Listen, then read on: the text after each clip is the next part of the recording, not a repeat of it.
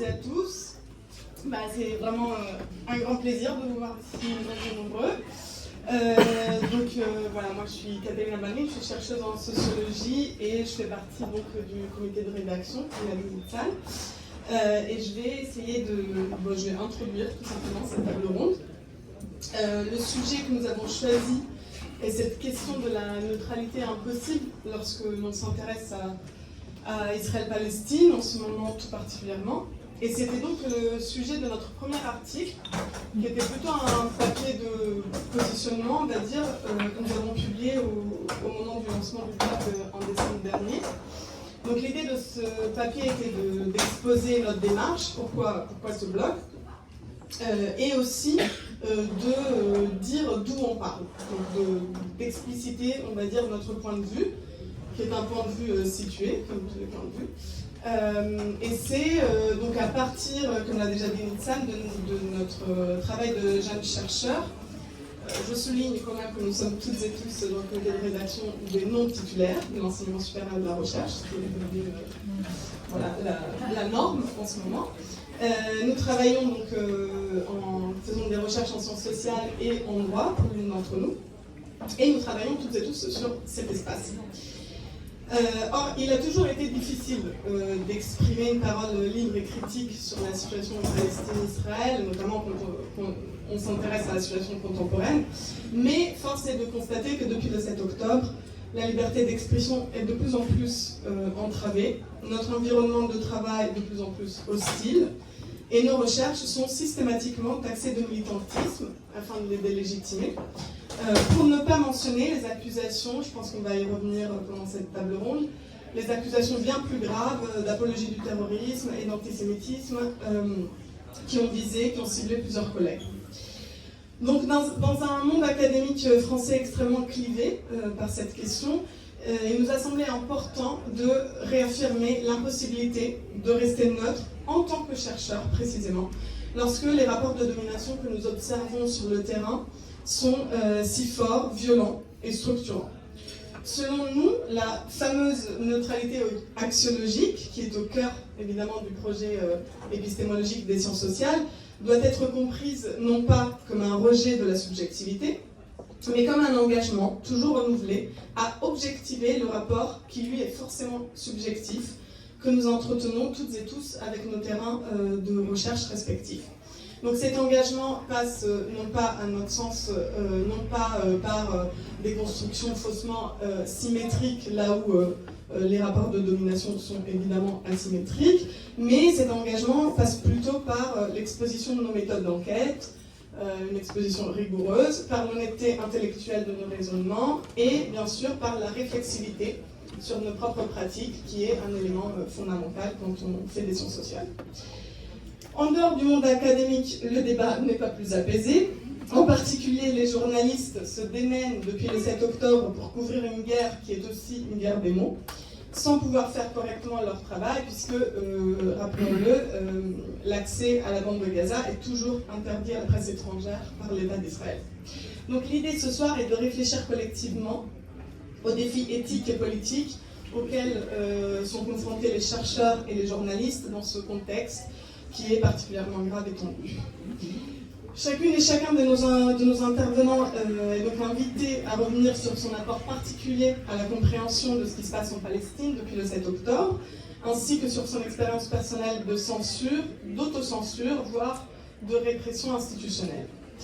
Ce que je vais faire, c'est que je vais présenter nos intervenants d'abord, et ensuite je laisserai la parole pour environ 10 minutes à chacun et chacune d'entre vous, et ensuite nous ouvrirons aux questions avec la salle, donc surtout n'hésitez pas à prendre la parole. Alors je vais commencer par Clotilde Maravko. Tu es journaliste indépendante, tu travailles pour de nombreux médias francophones et tu es correspondante pour Le Monde. Tu as vécu 5 ans à Jérusalem et tu travailles quasi exclusivement sur Gaza depuis le 7 octobre. Ziad Majed, tu es politiste, franco-libanais de nationalité, professeur et responsable du programme d'études sur le Moyen-Orient à l'Université américaine de Paris, ainsi que membre du comité éditorial de la revue d'études palestiniennes. Sbeh Sbeh, tu es sociologue, chercheur associé à l'IREMA, Aix-Marseille Université, et tu as travaillé sur les ONG en Palestine, mais également sur la littérature palestinienne et sur les romanciers tout particulièrement. Véronique Bontemps, anthropologue, tu es chargée de recherche au CNRS et spécialiste de la société palestinienne. Et enfin, Akram Beltaïn, tu es rédacteur en chef du Monde diplomatique. Donc je vous propose de commencer par Clotilde, puisque tu es rentrée il y a un mois en fait de Palestine. Et puis je vais essayer d'être assez sévère sur le temps de parole pour qu'on ait le temps ensuite de discuter. Voilà. Merci beaucoup. De toute façon, nous les journalistes, on a l'habitude du temps contraint par rapport aux chercheurs.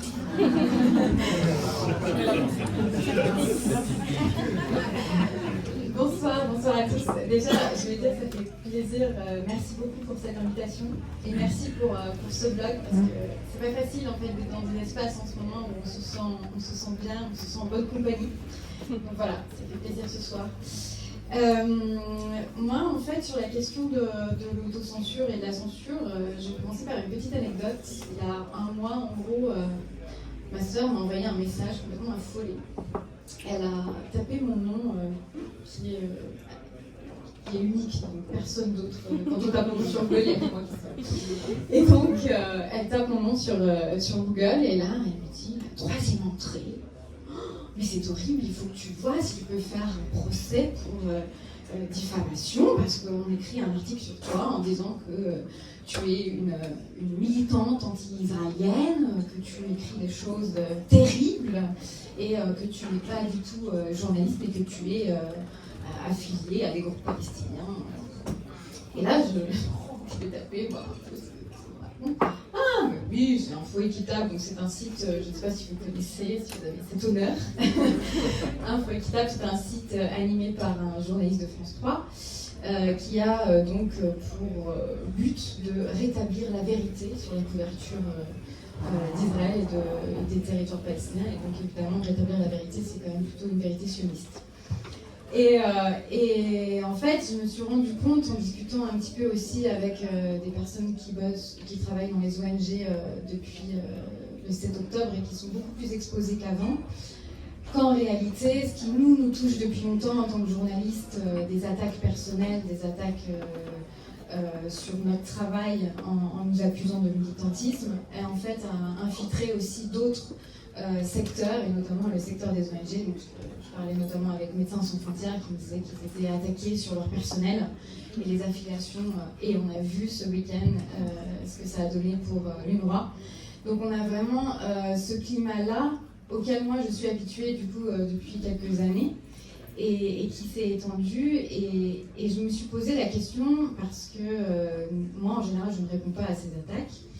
Je me suis posé la question de ce que ça faisait moi sur mon propre travail. Qu'est-ce que ça implique de savoir que mon nom peut être à tout moment cité. Parfois je me réveille, il y a 50 notifications Twitter avec mon nom, des gens que je ne connais pas, qui m'accusent d'être militant pour Hamas, et ça c'est gentil, parce que c'est pas des menaces de mort. Et je me suis dit, ce que ça fait, c'est que depuis le 7 octobre, je n'écris rien sur les réseaux sociaux. Ce que j'écris sur les réseaux sociaux depuis le 7 octobre, c'est je poste mes articles, et encore pas tous, et c'est tout. Et je réfléchis 2 fois quand je like quelque chose. Et alors je me dis, mais pourquoi je m'auto-censure finalement? C'est l'ordre de mes raisons. Et je me suis dit, en fait, je fais je choisis mes batailles. Aujourd'hui, j'ai pas du tout l'espace mental pour arriver le matin à avoir 80 notifications sur Twitter en me disant Clotilde Marifco, il faut la battre, il faut la virer du monde, etc. Je n'ai pas cet espace mental, et surtout j'ai envie de pouvoir continuer à faire mon travail de journaliste, parce que je pense que c'est beaucoup plus important que mener des batailles sur Twitter qui sont vraiment lues par des chercheurs et des journalistes, on peut se mentir.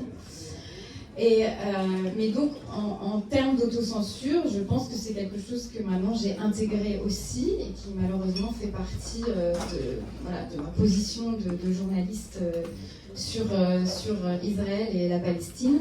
De me dire que sur les réseaux sociaux, je suis la plus discrète possible, parce que je veux m'éviter cet espace qui me prend beaucoup d'énergie et qui parfois m'a aussi atteinte, parce que clairement, quand on ouvre notre profil Facebook et qu'on a des menaces de mort ou des messages disant la prochaine fois que je te croise en Israël, tu vas passer un sale quart d'heure, c'est jamais très agréable. Alors, quand on est bien levé et qu'on a une vie sympa, on se dit c'est cool, mais quand on vient de raccrocher avec un Gazaoui qui a perdu la moitié de sa famille, on a un peu aussi du mal à encaisser ce genre de choses. Et moi, ce qui m'a frappée aussi, c'est que je me suis dit, à partir du 7 octobre, j'ai envie de continuer à pouvoir faire mon métier de reporter. Alors, en ce moment, je suis une reporter de bureau. Je passe des coups de fil, parce que je ne veux pas aller à Gaza. Donc voilà, je suis condamnée à écrire sur un terrain auquel je n'ai pas accès, ce qui n'est pas du tout dans mon habitude. Moi, je suis vraiment une reporter de terrain. J'aime pas du tout faire les choses à distance. Je trouve qu'on manque d'émotion, on manque aussi d'empathie. Et pour moi, c'est la base de mon métier.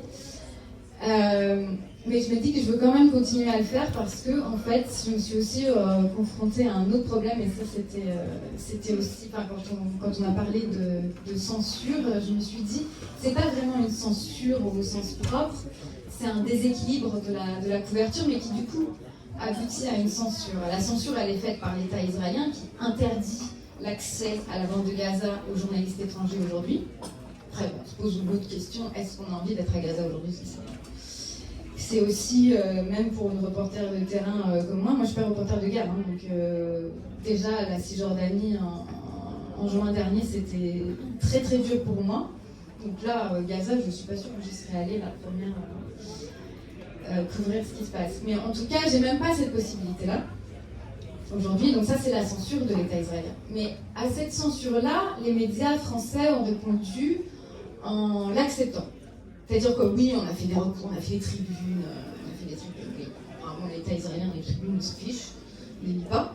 Et les recours qui a été fait par la Foreign Press Association à Jérusalem devant la cour d'appel, la cour suprême israélienne a été rejeté.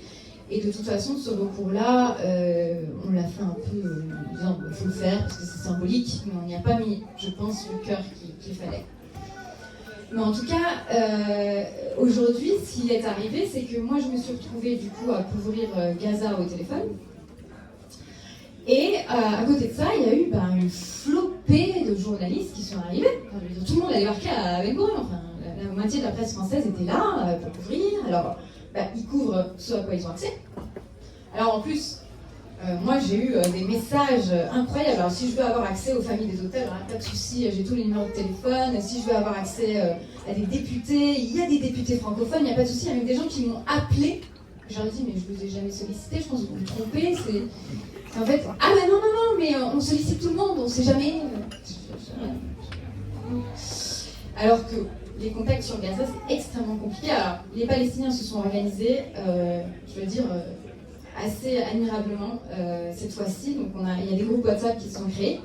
Mais bon, les communications sont très difficiles, on n'a pas accès. Quand on a un bout d'électricité et un bout de batterie et un bout de communication, alors là, vraiment, c'est génial. Mais en plus, il y a des choses qu'on ne peut pas aborder au téléphone. Moi, ça fait 3 mois que j'ai envie de faire un sujet sur les enfants qui sont tués à Gaza, mais je ne sens pas la possibilité d'appeler des parents au téléphone en disant « racontez-moi votre enfant ».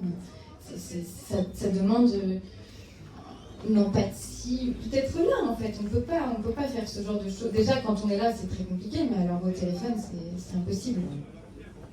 Et je me suis retrouvée donc avec, en face, donc moi je suis toute seule, je trouve Gaza, et puis en face il y a 5 envoyés spéciaux, des reporters sur le terrain, donc des sujets israéliens, il y en a tous les jours. Moi je ne peux pas produire tous les jours, moi je dors.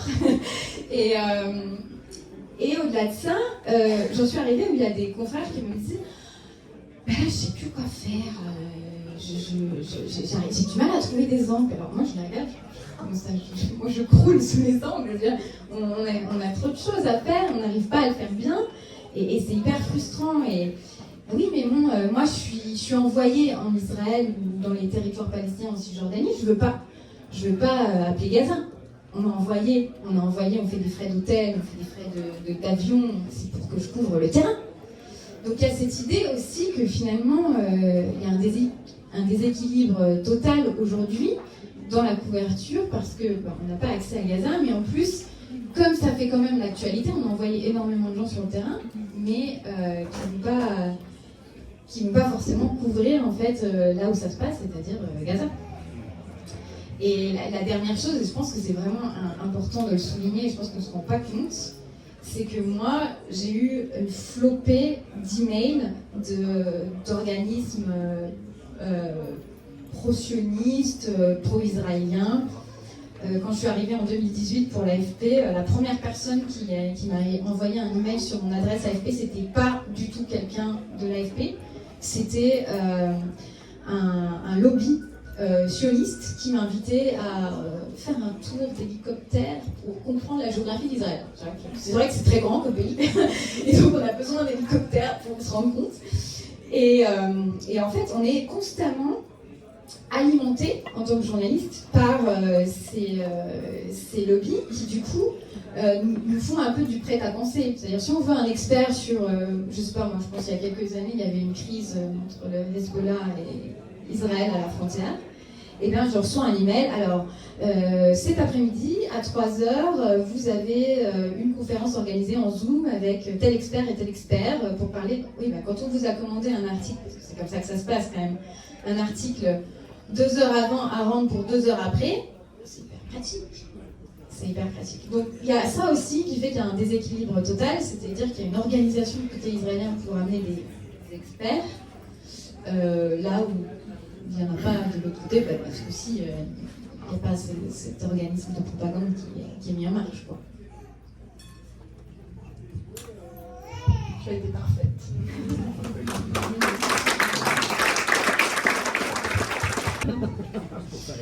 Bonsoir, je suis très contente d'être là aujourd'hui. Comme l'a dit Clotilde, ça fait vraiment du bien de pouvoir s'exprimer dans un espace safe, secure, en tout cas des oreilles attentives et non agressives. Donc moi je suis chercheuse, je suis anthropologue, je travaille donc sur la Palestine depuis ça fait bien 20 ans maintenant. Comme je suis anthropologue, je suis aussi une personne qui travaille sur le terrain. Donc je travaille essentiellement sur la Cisjordanie, moi. Donc je connais assez mal Gaza. Enfin, je connais Gaza. Je connais Gaza de loin. J'y suis allée plusieurs fois, mais ce n'est pas mon terrain de recherche. Donc je travaille sur la Cisjordanie, notamment j'ai travaillé sur la ville de Naplouse et j'ai travaillé beaucoup sur la question des circulations et des frontières dans les espaces palestiniens, des contraintes à la circulation et la manière dont ces contraintes sont vécues par les populations palestiniennes et en quoi ça limite leur vie. Voilà. Donc, je vais parler en tant que chercheuse travaillant sur ce type de questionnement, mais également en tant que co-organisatrice d'un séminaire qu'on tient depuis...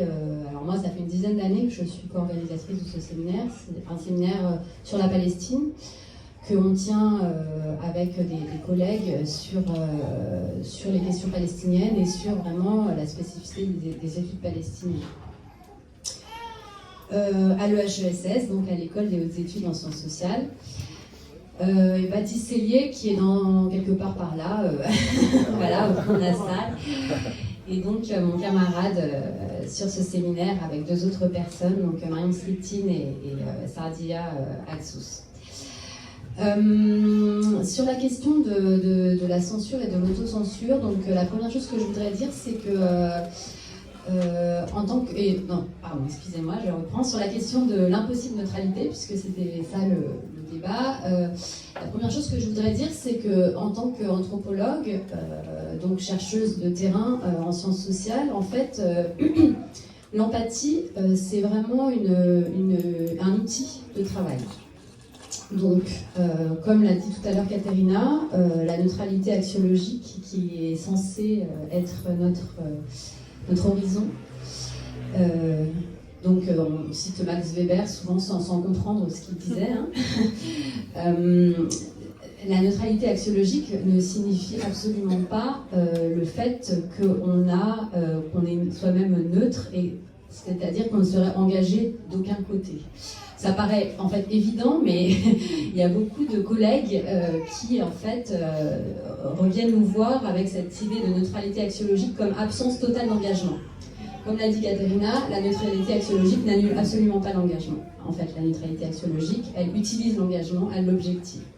Et donc, quand on est chercheur de terrain ou chercheuse de terrain, surtout quand on est anthropologue, donc pour ceux qui ne connaissent pas très bien la discipline, le principe de base de l'anthropologie,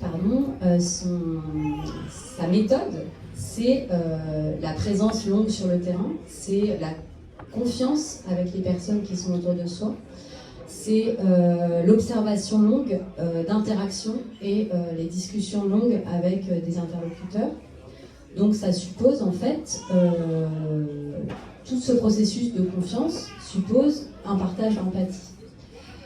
Si on essaye d'objectiver ces observations, ça ne veut pas dire qu'on n'est pas engagé, ça veut simplement dire qu'on rend explicite les engagements qu'on a. C'est pas très compliqué en fait, quand on y réfléchit.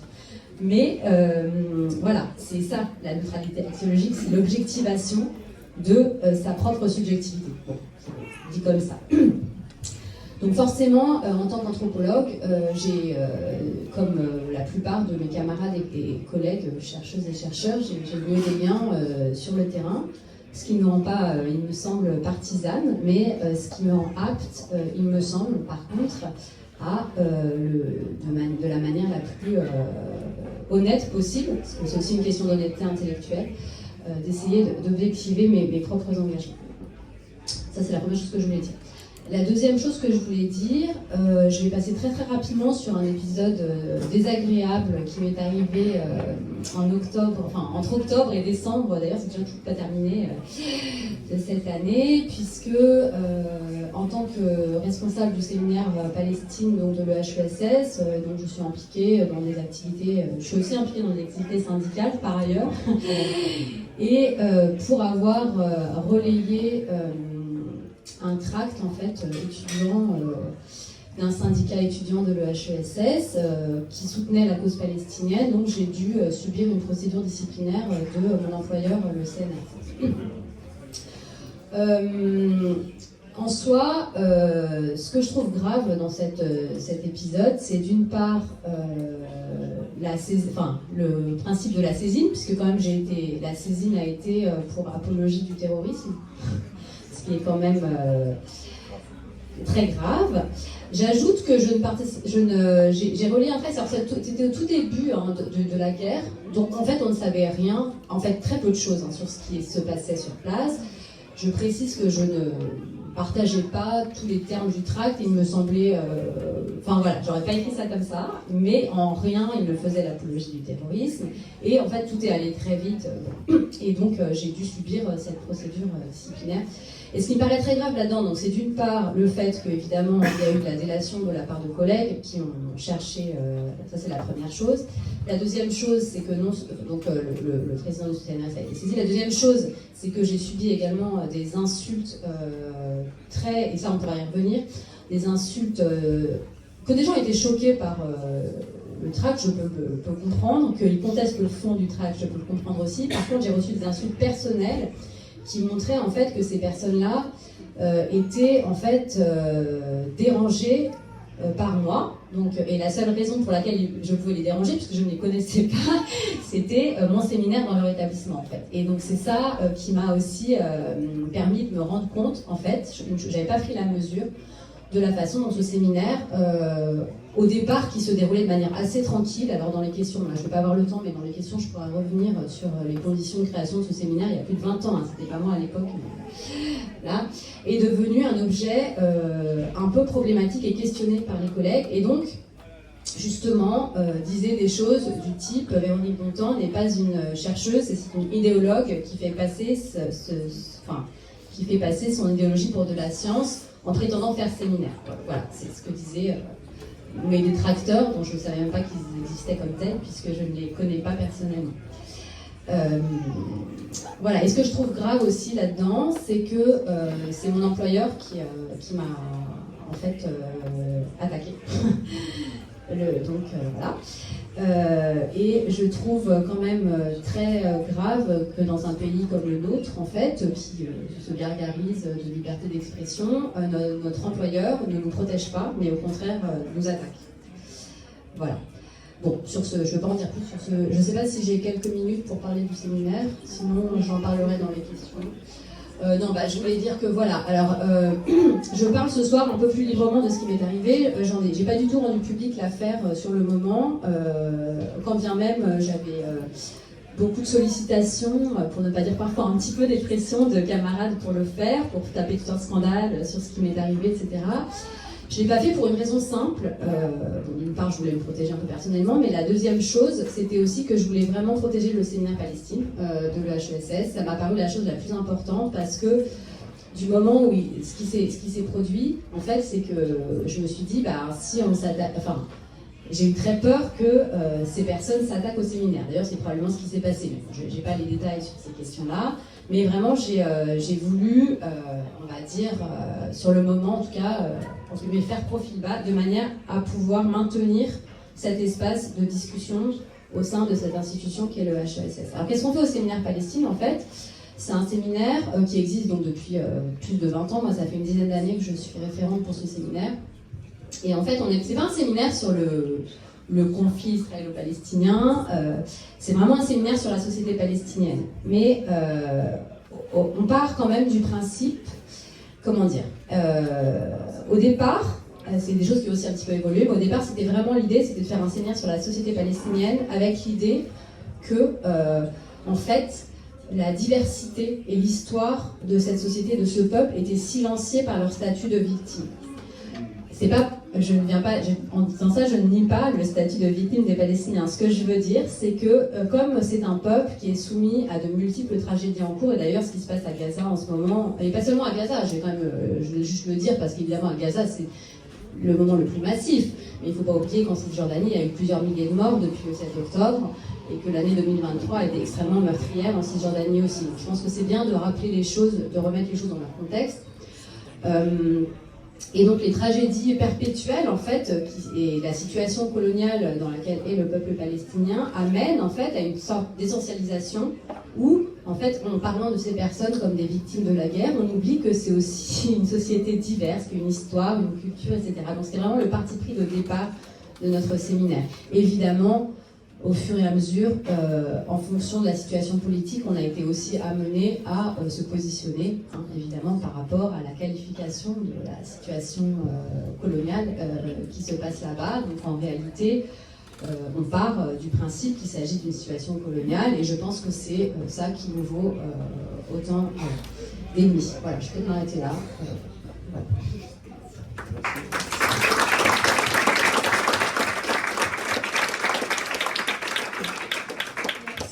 Ce témoignage, je voulais juste ajouter que, effectivement, ce qui est, parce que après nous avons rédigé une pétition suite à tout cas et à d'autres cas qu'il y a eu dans le monde académique. En fait, pour en avoir parlé, pour avoir échangé également avec des collègues belges, par exemple, ce qui est vraiment effrayant ici dans le contexte français, c'est que, comme tu le dis, en Belgique, par exemple, les attaques qui ont visé les chercheurs sur la PC, etc., venaient plutôt de l'extérieur. Alors qu'ici, on a vraiment cette impression que, comme tu dis, c'est nos employeurs mêmes qui se sont retournés contre nous au lieu de nous protéger. Donc c'est vraiment le climat très tendu. Qui veut bien prendre la parole? Je peux suivre.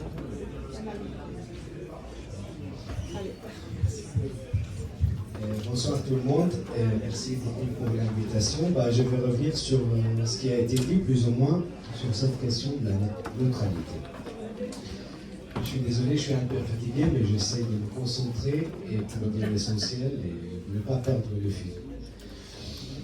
Et je voulais juste rappeler que les sciences sociales, sociologie, ce sont des sciences qui dérangent. Donc par principe, ce sont des sciences qui dérangent. Là, on a cité déjà Weber. Weber, il le dit à plusieurs reprises que, voilà, on n'est pas censé raconter ce que... je paraphrase, bien sûr. On n'est pas censé raconter ce qui va plaire, ce que les gens ont l'habitude d'entendre. ni en fait de sa propre classe, ni de la classe supérieure, ni de la classe inférieure, donc ça peut déranger tout le monde. Et il fallait être pour Dieu aussi pour le dire que la sociologie, c'est une science qui dérange. Pourquoi? Parce que tout simplement, elle dévoile le processus de domination qui sont cachés dans les évidences, dans tout ce qui va en soi. Du coup, le travail de chercheur, c'est avant tout, c'est prendre une distance avec le discours commun. Et avec le sens commun, et avec chez Durkheim, c'est des préventions, avec le langage de tous les jours, et surtout le langage des journalistes.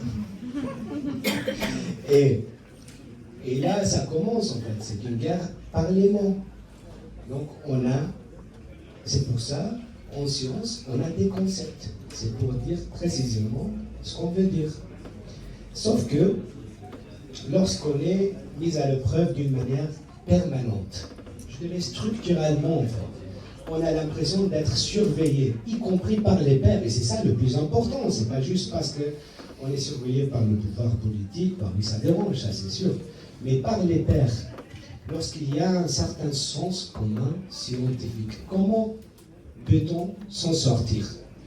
Donc, il y a cette question de l'intériorisation d'une certaine, je dirais, on est agi par les structures en tant que chercheurs, donc on voulait à tout prix apparaître comme neutre. Et lorsqu'il s'agit de la Palestine, comment peut-on être neutre et produire en fait une analyse critique? Ça concerne tous les problèmes. Si on va lire Bernard Lahire lorsqu'il analyse les mouvements de Gilets jaunes, si on va lire, c'est le même mécanisme. Alors pour la Palestine, c'est encore beaucoup plus grave parce qu'on ne date pas aussi de 5 octobre. On a déjà parlé ça à l'AFS, au congrès de l'Association française de sociologie. Donc comment peut-on être neutre dans ce contexte-là? Je dirais comment et qui pourrait être neutre. On a parlé de la neutralité sociologique. Je suis désolé, c'était un peu le débat. C'était la neutralité axiologique. On parlait avec Baptiste, on l'a cité plusieurs fois. C'est la chercheuse, moi j'arrive pas à prononcer son nom, c'est Isabelle Kalinowski, en fait, qui a travaillé beaucoup sur cette traduction, qui a montré qu'il y avait une mauvaise traduction pour des raisons idéologiques. Et Lahire, il le cite pour les Gilets jaunes en disant, dans un article, en disant que traiter les chercheurs, en fait, demander aux chercheurs d'être sans engagement, non seulement c'est impossible, mais c'est très dangereux pour la recherche. Et on le sait souvent, en fait. On s'intéresse à un objet de recherche pour des questions personnelles. En fait. Une majorité des gens, lorsqu'ils s'intéressent à des objets de recherche, ils ne s'intéressent pas comme ça. Il y a quelque chose de personnel. Donc, l'essentiel, comment on peut objectiver cet engagement, comment on peut déconstruire notre manière de jugement, il y a le jugement de valeur, le jugement de fait, et comment peut fonder en fait notre raisonnement sur les données empiriques. Donc, je reviens sur la question comment peut être neutre et qui pourrait l'être neutre. Donc, avec cette mauvaise usage, je dirais, cette mauvais usage de Weber, un chercheur, il est censé ne pas être engagé. Donc, il doit être une machine à produire du savoir neutre. D'accord. Si tu es palestinien, tu es grillé. Tu peux pas être, tu es subjectif, tu es tout, en fait. Tu as cette case, en fait, on va le mettre dedans. Et ça, on peut raconter plein des exemples là-dessus. Mais alors, comment peut-on être neutre en produisant de savoir ici? Alors, j'essaie de trouver mes notes qui se trouvent quelques pages avant. Et je dirais, il y a la solution magique, il faut partir du résultat. C'est ce que je constate dans la production scientifique qui concerne la Palestine. Ça veut dire quoi? Ça veut dire s'il y a la solution de 2 États qui plaît à tout le monde, c'est le politiquement correct, donc je vais partir de ce résultat. Et je vais problématiser, et je vais faire des hypothèses à partir de résultats attendus donc, pour arriver. Donc on n'est plus là, en fait, dans la recherche, on est vraiment dans l'expertise. On est en train de produire un savoir sous commande. Et pour faire cela, le plus simple, c'est utiliser des paradigmes dits universels. Alors, qu'est-ce que ça veut dire, paradigme universel, qui passe partout, qui passe dans tous les temps, ahistorique, ça passe dans tous les contextes. Il suffit de dire, voilà, paradigme démocratique, le paradigme de développement, le paradigme de la construction d'État, on connaît ça dans tous les contextes. Tout ce qu'on appelle le contexte en transition, post-crise, etc. Donc c'est le même paradigme qu'on va appliquer partout, sauf qu'en appliquant ce paradigme, on décontextualise la réalité, on déshistorise la réalité et on dépolitise la réalité. Donc on est en train de produire une réalité virtuelle, on déforme la réalité qu'on est censé comprendre et analyser. Sans dire aussi que rien le mot comprendre ou expliquer, ça gêne. Mais qu'est-ce que les chercheurs font? Enfin, c'est soit comprendre, soit expliquer. Après, il y a deux postures différentes. Mais si le chercheur n'est pas là pour comprendre, c'est justifié. Attention. Et ça c'est pour tout mouvement de contestation. Et ça concerne la Palestine. Alors comment admettre? Alors, mobiliser des paradigmes en fait dits universels alors qu'ils sont produits dans un contexte particulier et donc ça implique tous les rapports de domination, y compris l'épistémologique. Avoir un langage accepté. Alors le plus simple, c'est avoir un langage juridique. C'est bien, enfin, on est obligé de passer par un langage juridique pour dire voilà, on est neutre. Alors que le langage juridique, il suffit de regarder, de lire Foucault, il suffit de lire aussi même Bourdieu, et que la loi ou le langage juridique est aussi un produit de rapport de domination. Donc le chercheur, en fait, et la réalité telle qu'on le saisit avec des concepts juridiques, c'est une partie de la réalité, mais ce n'est pas toute la réalité sociale que le chercheur est en train de construire ou d'établir pour pouvoir saisir les pratiques et les paroles des gens. Mais après, donc il y a le statut de chercheur, bien sûr, puisqu'il est palestinien, il est surtout subjectif, mais là, en fait, on va trop loin.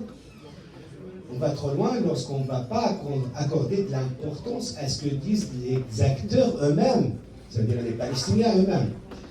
Alors on a attendu des historiens israéliens pour parler de la Nakba, mais à ceux qui ont été chassés de chez eux, déracinés il y a 75 ans, on ne les croyait pas, oui, ils sont peut-être ils sont en train de mentir. Et ce qui se passe actuellement à Gaza, ah oui, mais vous savez, ils disent il y a 26 morts, c'est 26 000 morts, alors peut-être c'est pas vrai, parce que c'est l'autorité locale qui dit alors on n'a pas encore, il faut une enquête de l'ONU pour aller vérifier, compter. Donc lorsqu'on arrive à un moment où l'autorité locale à Gaza publie le nom avec le nombre des cartes d'identité pour justifier, pour dire voilà, regardez, il y a des morts, alors qu'on est en train de voir les massacres qui se passent en direct. Là, en fait, il y a cette question de déshumanisation, en fait, des Palestiniens. Ils sont pas des gens, ils ne peuvent pas, en fait, raconter la vérité. Ils sont tellement subjectifs, ils sont tellement militants, et voilà, donc on ne va pas leur accorder du crédit ou de l'importance. Encore plus grave, il suffit de regarder la littérature scientifique qui est produite. En France, pour voir en fait le nombre de références en arabe ou palestinien qui est mobilisé dans la recherche. Non, c'est de la littérature militante. Et moi, je veux juste raconter une anecdote. Je me suis discuté avec l'un des collègues. Il m'a dit, ouais, il faut rendre l'article plus soft, surtout avec les titres, il faut enlever le mot occupation, ça fait long, etc. Je dis, non, je retire l'article. Et puis, à ce moment-là, on me contacte depuis la Palestine. Est-ce que ça t'intéresse d'écrire un article sur le développement? Je dis, écoute, j'ai un article déjà, je ne sais pas, c'est la quatrième ou cinquième version, je vais le traduire en arabe. En traduisant l'article en arabe, j'ai développé, il m'a dit, écoute, on va faire un petit livre. Il est publié en 2 semaines. J'arrive en Palestine en 2014. J'ai été recruté en 3 institutions. Grâce à ce petit livre, à l'université de Birzeit, à la Fondation Al-Qatar, à l'Institut d'économie palestinienne MAS. Bref, grâce à un petit livre qui m'a pris 2 semaines de traduction, alors que si j'insistais pour le publier en France, je serais toujours là en train de négocier de combien de versions que je dois faire. Et je vous le dis, il y a certains articles où j'étais obligé de faire 14 versions. Mettre 3 ans pour publier un article. Parce que j'étais évalué par des pairs, des agents agis par des structures qui veulent des politiquement corrects. Et moi, je ne sais pas le langage, en fait. Je suis en train de trahir mon métier et ben, mon engagement, en fait, pour le dire. Pour plaire, non, je ne vais pas plaire. Et donc là, lorsque les sociologues ou les chercheurs oublient, en fait, le sens de leur métier, ça, c'est grave. Ça, c'est grave. Et lorsqu'on est obligé de... Et là, on l'a vu avec les Gilets jaunes, il y a des chercheurs qui ont arrivé à exprimer ça, comme Bernard Lahire et comme d'autres. Mais pour la question palestinienne, on n'en parle pas. Et ça, c'est le sens de notre métier. Donc peut-être je vais arrêter là et on peut revenir sur d'autres.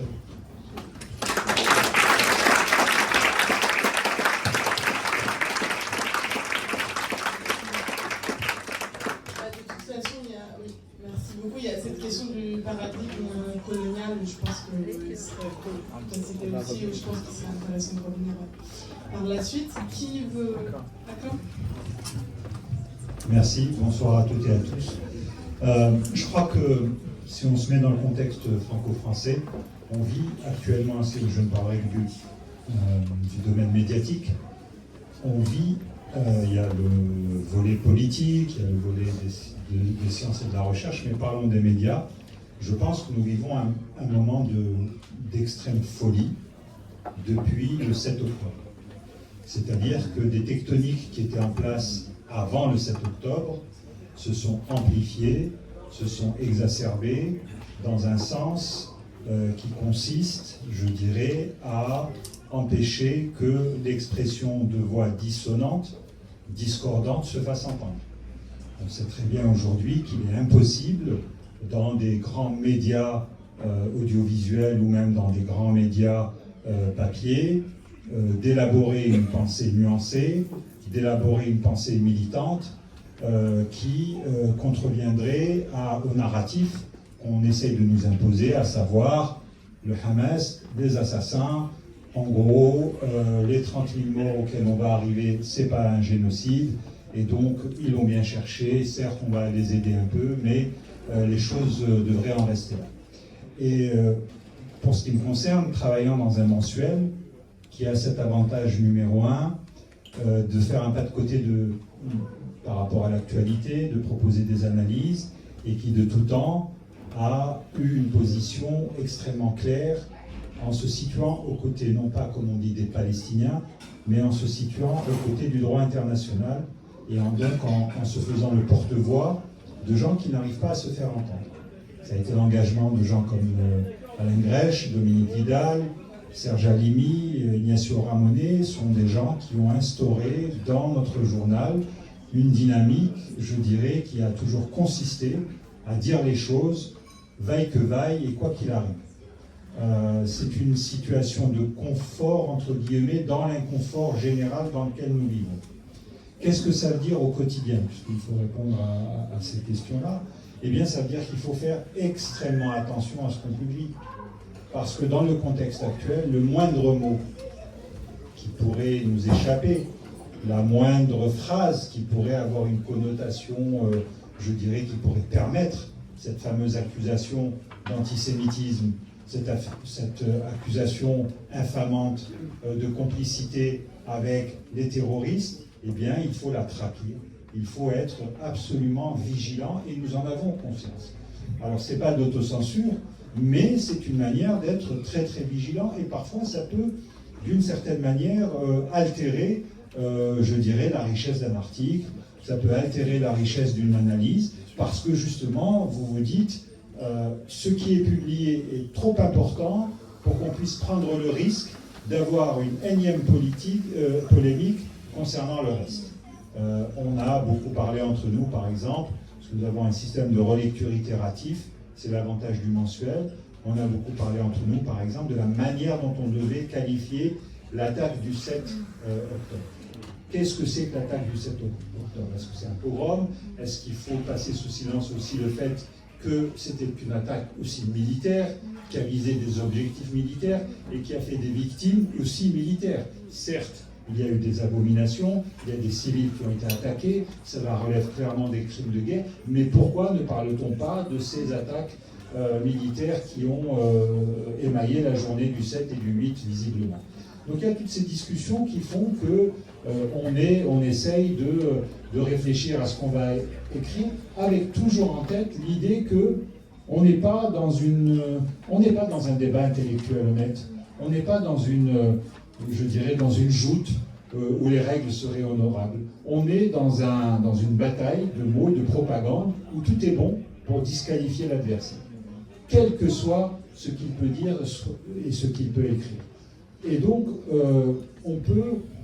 on va, par exemple, dans des débats, on va essayer de vous amener vers la faute, vers la phrase qui va vous glisser et qui va pouvoir ensuite être instrumentalisée. Il ne s'agit pas du tout d'être convaincu ou pas, non. La bataille qui se passe aujourd'hui, elle est sur ce niveau-là, c'est-à-dire qu'il faut disqualifier d'une certaine manière toute voix qui demande à ce que les droits du peuple palestinien soient respectés. Et partant de là, ça donne une position pour les médias qui est, il y a Le Monde Diplôme, il y a aussi Orient 21, il y a Politis, il y a l'Humanité, qui sont les rares médias qui aujourd'hui essaient de rendre compte de manière honnête et je dirais rationnelle et rigoureuse de la situation. Mais on voit bien que ça a son prix. Pour nous, le prix, il est... on ne sera jamais invité dans les grandes émissions audiovisuelles, et c'est d'ailleurs pas ce qu'on recherche. Nous, on préfère être ici. Lorsque nos amis du Monde Diplôme organisent tous les mois une réunion, on vient là, on est content, on fait le tour de France pour rencontrer nos lecteurs, mais aller dans une matinale, ma foi, à quoi ça sert? Non, mais par contre, nous sommes totalement exclus des revues de presse. Alors, par exemple, on a publié 3 ou 4 dossiers depuis le mois d'octobre. Je pense notamment à un des premiers dossiers où il y a un article de Thomas Vescovi sur la fin de la solution à 2 États, la fameuse. Personne n'a pensé, osé citer son papier qui apportait quand même une réflexion dans tout ce qu'on pouvait entendre ici ou là comme discussion. Donc ça, c'est quelque chose d'assez important, et ça nous amène aussi à réfléchir à qui nous nous adressons. Parce que, il y a clairement un camp de propagande auquel se mêle aussi, je dirais, une espèce de tornade d'ignorance, de gens qui prennent des positions juste pour en prendre et qui savent d'où vient le vent. Alors donc on va s'arranger devant ceux qui qualifient grosso modo ce qui se passe à Gaza de riposte appropriée. Et donc ceux-là, à la limite, c'est pas ceux qui nous intéressent. Ce qui m'intéresse, moi, c'est le grand public. C'est une partie de l'opinion publique française qui, parfois, ignore la question palestinienne, ignore ce qui se passe. On s'en rend compte à chaque fois, régulièrement, dans les débats. Vous, ici, vous êtes là pour votre grande majorité des gens informés qui savent ce qui se passe sur le terrain, mais je peux vous garantir qu'en France, il y a des gens qui ne font pas la différence, qui pensent que ce sont 2 pays qui se font face à face, qui ignorent le concept de colonie, qui ignorent la situation à Jérusalem-Est. Et c'est vis-à-vis de cela que nous, on essaye de discuter, parce que la partie adverse, pardon d'employer ce mot, n'en a qu'une. Et là, je rejoins aussi Sber. Effectivement, quand vous vous appelez Roger Paul, à la limite, vous défendez les Palestiniens, ça va, on peut vous écouter. Quand vous vous appelez Sber ou Akram Taïd, là, celui-là, oui, il dit ça, mais il vient de là-bas, donc on comprend d'où il vient. Et donc, vous avez une injonction, et je vais terminer sur cet exemple-là, vous avez une injonction, il faut présenter vos papiers. Il faut présenter vos papiers, et certains, et ça s'étend dans le monde des lettres, on le voit bien, et dans le monde du journalisme, certains personnages, certaines personnes originaires d'Afrique du Nord ou du Proche-Orient se sentent, je dirais, obligés de le faire dans la surenchère, et sont les voies idéales qui consistent à conforter la position de ceux qui dénient aux Palestiniens leurs droits les plus élémentaires. La caution indigène. Merci.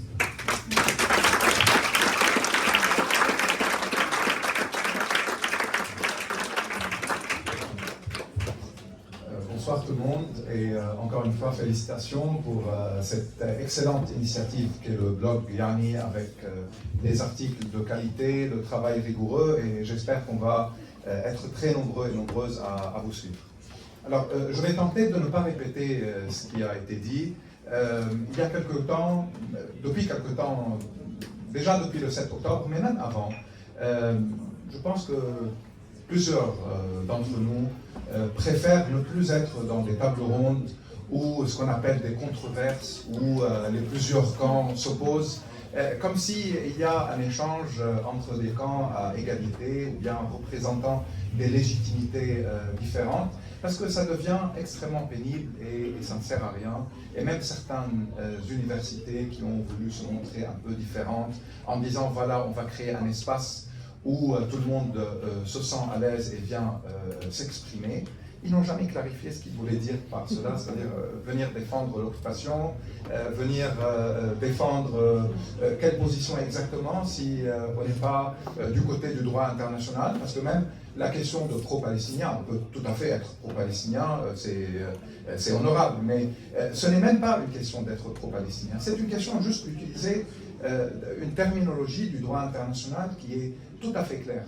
Et je pense que cette contradiction et cette faillite éthique dans le milieu universitaire, c'est que les mêmes personnes qui étaient tout le temps obsédées par la nécessité des nuances, de quelle terminologie on utilise, comment tout le temps éviter tel et tel terme, s'agissant de la Palestine, il y a des termes qui deviennent des gros mots.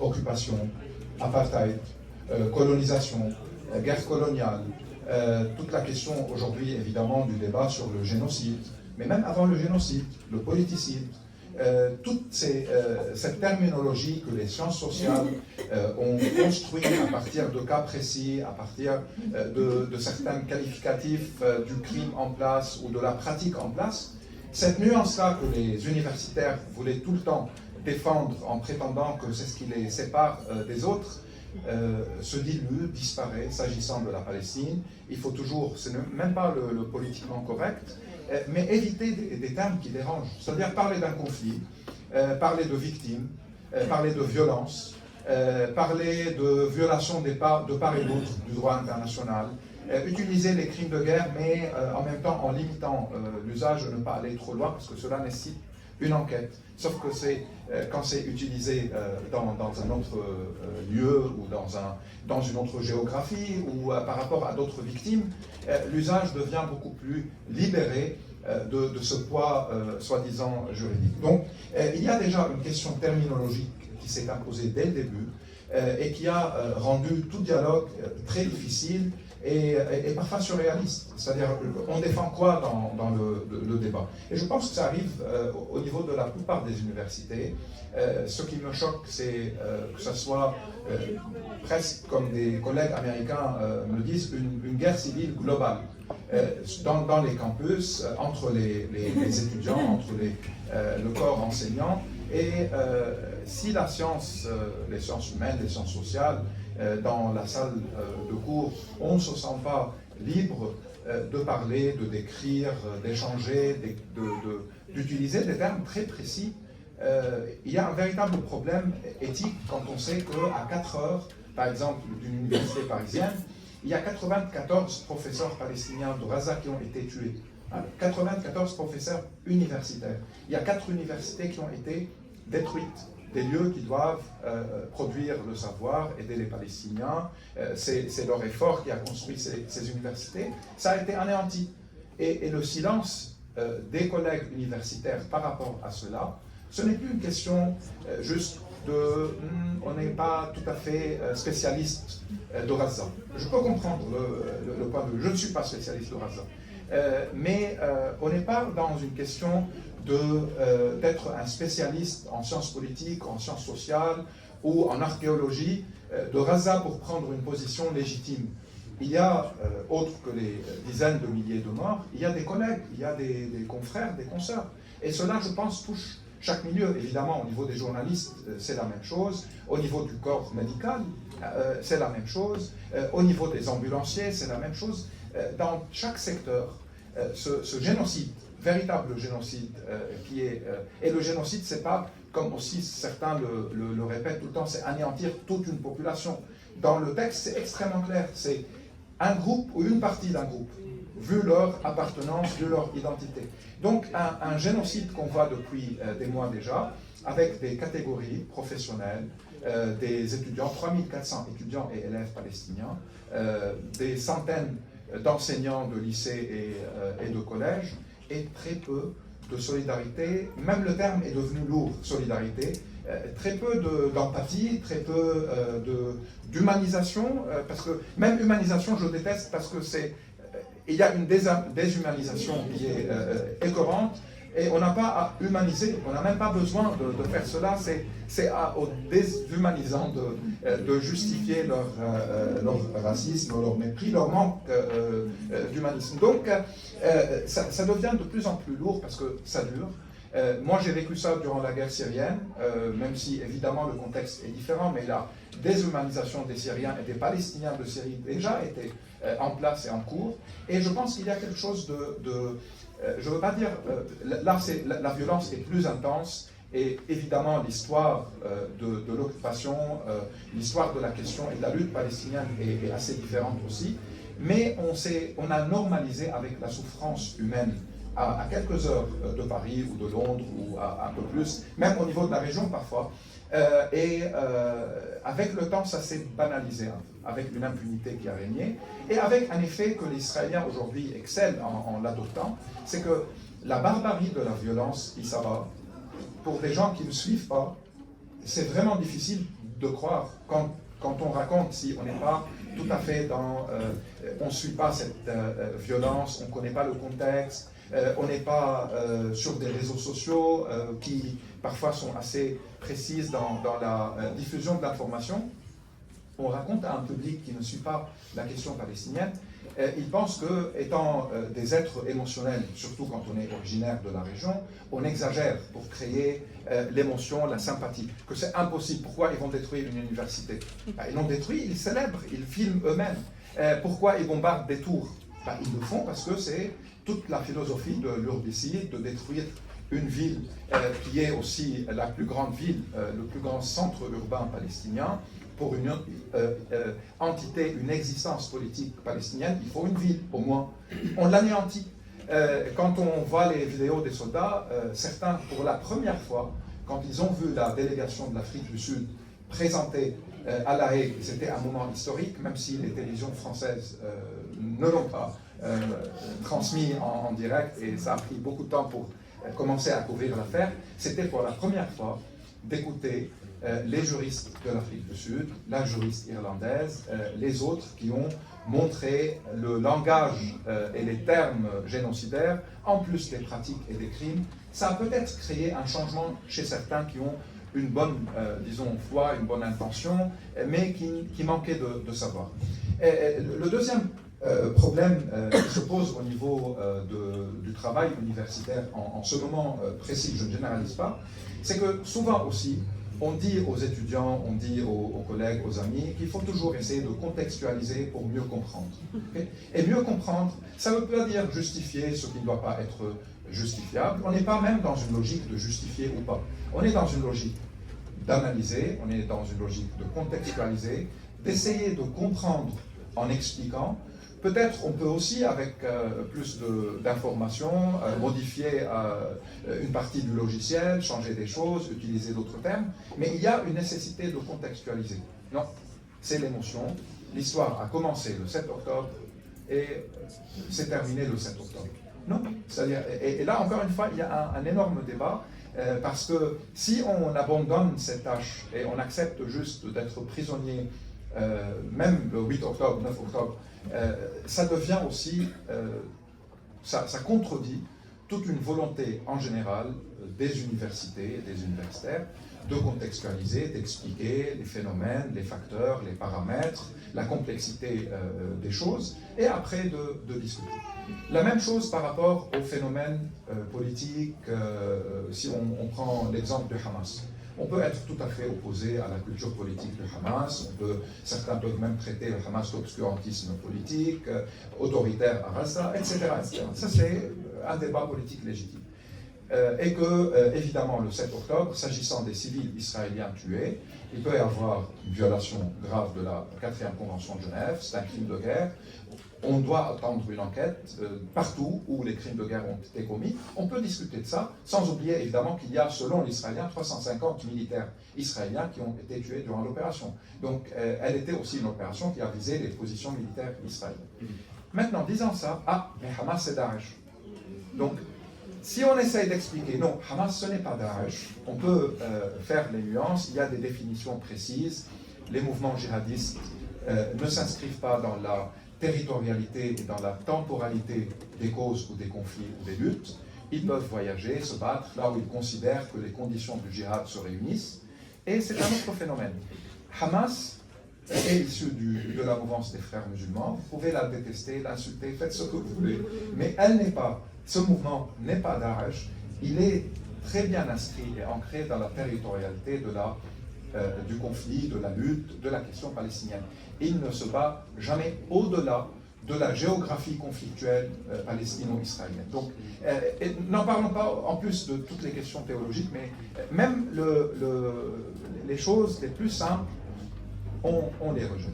Et à partir de là, juste pour ne pas prendre trop de temps, le rôle des médias, et notamment l'audiovisuel, moi je me rappelle ma première expérience avec les médias européens, j'étais là pendant 2 ans, 2000-2001, c'était la deuxième intifada, la première fois aussi que je vis, que je ne suis pas au Liban. La deuxième intifada, il y avait juste le 20h le soir. Donc on suit le 20h, on a un peu mal à l'estomac après le 20h, mais il y a le lendemain quand même des journaux qui font leur travail, il y a des articles intéressants, ça s'équilibre un peu. Aujourd'hui, on subit une torture, et si on est masochiste un peu comme je le suis, on peut zapper pendant 24 heures.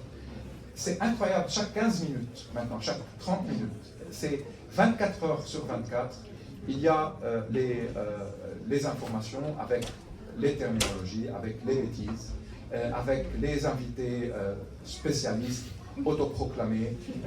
On plaisantait hier, il y avait des gens à l'école normale supérieure. Ils sont les mêmes, hein, experts de l'Ukraine, du Mali, du Sahel, de la Palestine, du Liban, de la Syrie, des Philippines si nécessaire, n'importe quel sujet. Et donc, toute la question des nuances, tout le rôle de certaines personnes qui doivent être là pour essayer d'expliquer, faire des petites nuances, tout cela est noyé dans un moment où l'élan émotionnel à la fois, politique, où le racisme se décomplexe de plus en plus, où comme du côté palestinien, il y a une articulation des luttes entre Palestiniens, entre Noirs américains, entre plusieurs mouvements de libération ou d'émancipation, il y a aussi un véritable phénomène d'articulation de lutte raciste qui s'abat sur les Palestiniens avec des identifications et avec des comparaisons, que ce soit le Bataclan ou le 11 septembre ou le Daesh, etc. etc. Donc, que ce soit au niveau des campus universitaires où la censure et l'autocensure deviennent un véritable problème, ou que ce soit au niveau du paysage médiatique où certains universitaires jouent un mauvais rôle aussi en acceptant des compromis pour être réinvités et en utilisant les termes qui conviennent à ceux et celles qui les invitent, l'effort nécessaire est de plus en plus important pour préserver à la fois une certaine crédibilité pour le travail universitaire, tout autant que c'est nécessaire aussi pour la crédibilité des médias. Juste pour finir, je n'aime pas parler de mon cas à l'université américaine, donc je suis dans une université privée. Honnêtement, je n'ai pas subi des pressions. Je sais qu'il y a des lettres qui arrivent. Je suis au courant de plaintes. Mais jusqu'à maintenant, ça se passe bien. Par contre, je sais aussi qu'il y a une autocensure qui s'est imposée pour éviter ce genre de lettres chez des collègues et des amis. Sinon, je pense que ça fait partie de nos engagements toutes et tous, et rien ne doit, à mon avis, stopper sans vouloir donner une leçon de morale, mais on continue et c'est la moindre des choses. Et je vous remercie. Merci.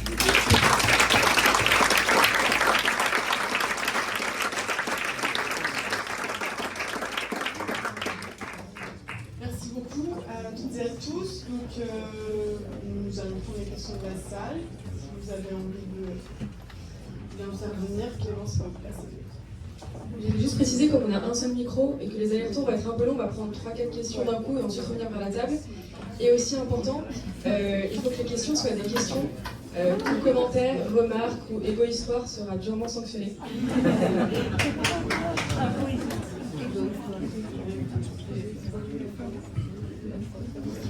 Bonsoir. Vous nous avez expliqué les difficultés que rencontrent les universitaires pour étudier la situation en Palestine, en particulier si vous n'êtes pas titulaire et que vous êtes vacataire, effectivement, la chose est encore un peu plus compliquée. Mais est-ce que cette difficulté fait qu'il n'est pas possible de parler et d'étudier le sionisme?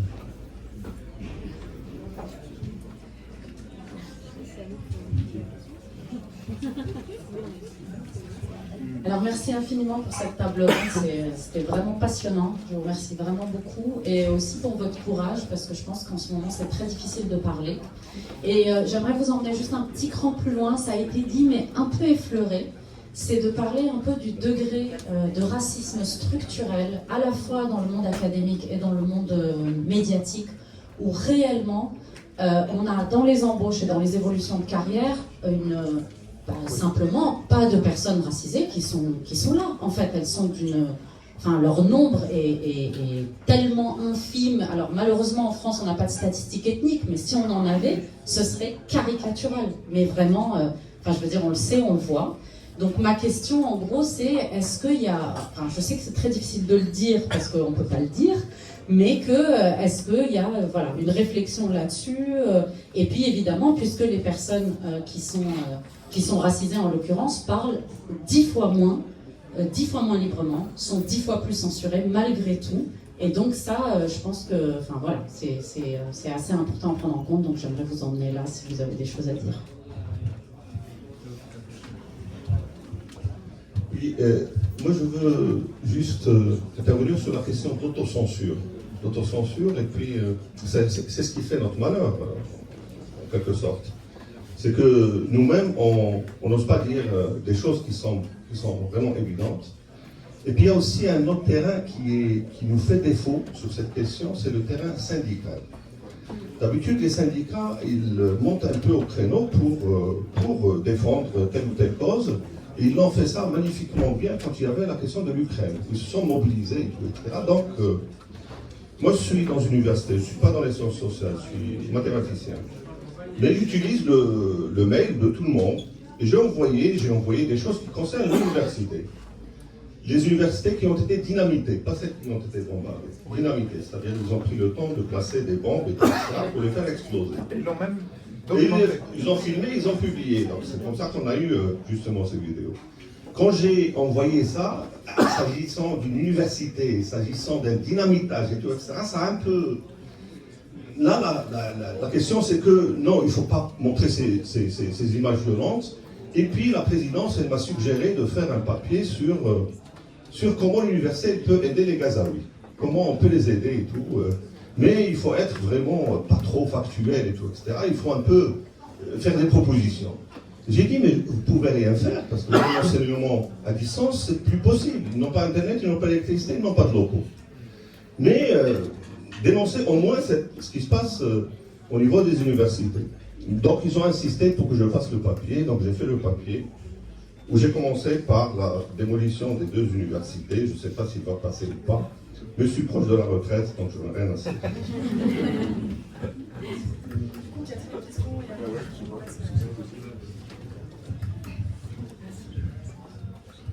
Bonsoir, merci beaucoup du coup pour cet exposé riche.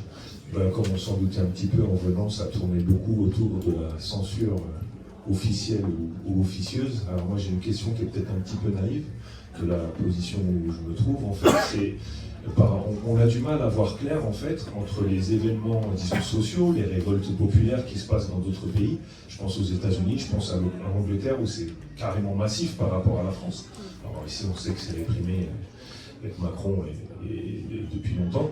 Mais en fait, ce que j'aimerais vous poser comme question, c'est vous, à votre niveau, les chercheurs, les journalistes, comment ça se passe justement ces histoires de censure dans les autres pays européens, limitrophes? Alors c'est difficile de répondre à ça, je ne pense pas que vous ayez fait une recherche sur le sujet, mais vous pouvez peut-être nous éclairer un petit peu sur est-ce qu'il y a une sorte de paradis caché, ou est-ce que vraiment les politiques de répression et de censure sont vraiment les mêmes partout dans les pays européens? Vous avez parlé tout à l'heure justement des médias européens, est-ce qu'on peut dire que c'est partout la même chose? Enfin, si vous pouviez préciser ça un petit peu, quoi. Aussi bien sur le plan journalistique que sur le plan de la recherche, si c'est possible.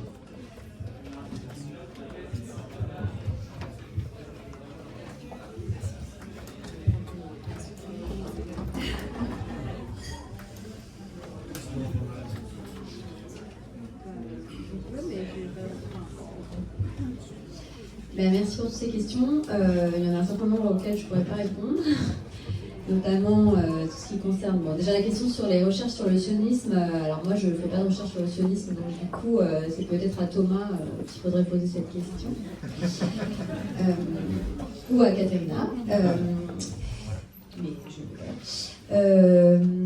après je pense que, bon, pour faire une réponse de Normand, je pense que tout dépend vraiment de comment vous envisagez la question du sionisme, parce que c'est vraiment une question, voilà, on oppose très souvent le sionisme comme mouvement colonial et le sionisme comme mouvement national, et c'est très compliqué en fait effectivement de faire porter une voix qui montre que en fait, le sionisme c'est les deux et que c'est possible d'être les deux.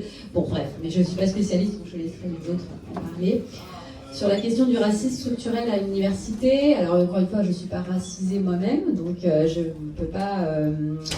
ne suis pas première concernée. Mais par contre, ce dont je suis sûre, c'est que la question palestinienne en France souffre du problème du racisme anti-arabe. Enfin, je veux dire, c'est un truc évident. Enfin, voilà. Vous avez d'un côté les Israéliens, c'est comme nous, c'est l'Europe, comme tu disais tout à l'heure, Ziad, la question de l'identification, c'est l'Europe. D'un autre côté, vous avez des Arabes, des femmes voilées, avec des gens qui tirent des charrettes, qui sont bombardés tout le temps. Enfin, à l'évidence, c'est aussi une des manifestations en France du racisme structurel anti-arabe. Pour moi, c'est une évidence, mais c'est sûr que c'est pas facile, en fait, de... Enfin, moi je le dis sans aucun problème, et je ne suis pas du tout la seule à le penser, mais c'est pas du tout quelque chose qui est facile à exprimer. Sur la question de l'autocensure et du syndicalisme, je dirais que il y a Mona Chollet là, sur son blog qui a eu une formule assez heureuse qui parlait du conflit qui rend fou. Et je pense en effet que en fait, sur la question d'Israël-Palestine, des gens qui sont tout à fait normalement lucides, sensés, rationnels, pètent les plombs en fait, se mettent à avoir des positions totalement irrationnelles et idéologiques. C'est-à-dire, voilà, donc pour retourner la chose, un truc que j'ai pas dit tout à l'heure mais que j'aurais pu dire, en fait, on nous traite d'idéologues, mais les autres sont pas moins idéologues, c'est exactement la même chose en fait. Donc, ce que je veux dire, c'est que sur cette question-là, alors après, bon, il y aurait des recherches à faire et elles ont été faites, hein. Il y a des questions certainement psychanalytiques, mais il y a aussi des questions sociologiques de pourquoi, en fait, des gens sont dans une sorte de déni de la situation coloniale, pour revenir sur la question du colonial, parce que, très souvent, c'est ça aussi, c'est la reconnaissance même de la situation coloniale qui est impossible, en fait, pour la plupart des gens. Puisque, évidemment, quand on était dans les années 30, c'était bien de coloniser tout le monde, donc voilà.